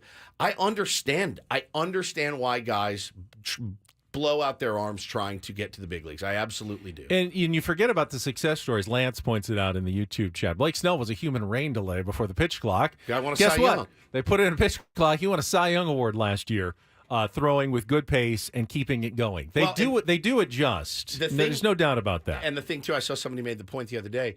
This is why the biomechanics lab is a good thing. Those guys with Ruben, I don't know that they're in there. They're chasing. It's a good thing, but it doesn't help your ligament at all. No, but it helps your mechanics. It helps your mechanics, which can help is good. But I've heard other doctors say 95 was pretty much the limit of the human body, and once guys started consistently throwing harder than that, it's game over for the ligament. That's. Well, I mean, look at Aroldis Chapman. He's throwing 105 miles an hour. He's had TJ though. I think he has had TJ once. Man, I mean, again, you're talking about a freak. Some of these guys are just freaks of nature, and you're trying to keep it fair between the hitters and the pitchers. but it's not fair if the pitchers keep going down, down, down. And so I don't know the answer. I do know as a parent, look, there's nothing my child is on fire more for than baseball. He's on fire. He plays every night. We play it's not me going, let's go, let's get some throws. Like, he's psychotic about it. What am I going to do when he comes to me and says, Dad, I want to play. I want to play with my friends on this select team. I want to play year round. I want to go to Riverside. What am I going to say? I mean, you could play baseball. You just take it easy on the pitching. Well, that's the thing. If he's even a pitcher. But he's gonna be throwing all the time, always. So, but he also likes other sports. I'm going to gently nudge him into lacrosse and basketball and some golf, other things. Try to do that seasonal thing. But I know him. He's going to want to be on the best team, winning baseball games. It's a quandary. It's a quandary that I think a lot of parents are in right now as well. Curious to hear the thoughts. Annie and Elston coming up here at the top of the hour. Plus, get a whole fresh perspective on last night's comeback win as the Padres beat the Chicago Cubs 9-8 after trailing 8-0. You'll get more from Annie and Elston coming up here. Padres back in action tonight, 7:07. Remember, later first pitch. Woods is going to try to take a nap and then get up. Get a nap and then for the game. Sam's got your Eco Water SoCal pregame show at 6:07 tonight. And then we got the 3:40 game tomorrow with the Manny Machado bobblehead giveaway. And then the Padres hit their first kind of real road trip, not just a 3-gamer to San Francisco, but they got L.A. and Milwaukee coming up on their next road trip. Is it a 3-city road trip on the next one, or just the 2? Just the 2-city road trip. They're going to be staying at the Pfister. At the Pfister in Milwaukee. Yeah, the haunted. I love Pfister haunted stories. Hotel. But we will be back tomorrow morning at 6 a.m., hopefully talking about a second straight victory. 2 wins in 2 days have been difficult to come by for your San Diego Padres this season. Yeah, for about a season and a half. Yeah. I mean, they got 2 and 3 sometimes last year. Yeah. Let's start with 2 this year and go from there. All right, that's it for today's show. Tier 1s, you were outstanding. Thanks for getting up early. I know everyone was excited after what happened last night. Hopefully we'll all be just as enthusiastic tomorrow morning. Paul Reindl is our executive producer and imaging director. Great job, as always, for Stephen Woods. I'm Ben Higgins. Have a great rest of your Tuesday. From all of us at San Diego's #1 sports station, 97.3 The Fan. So long, everybody.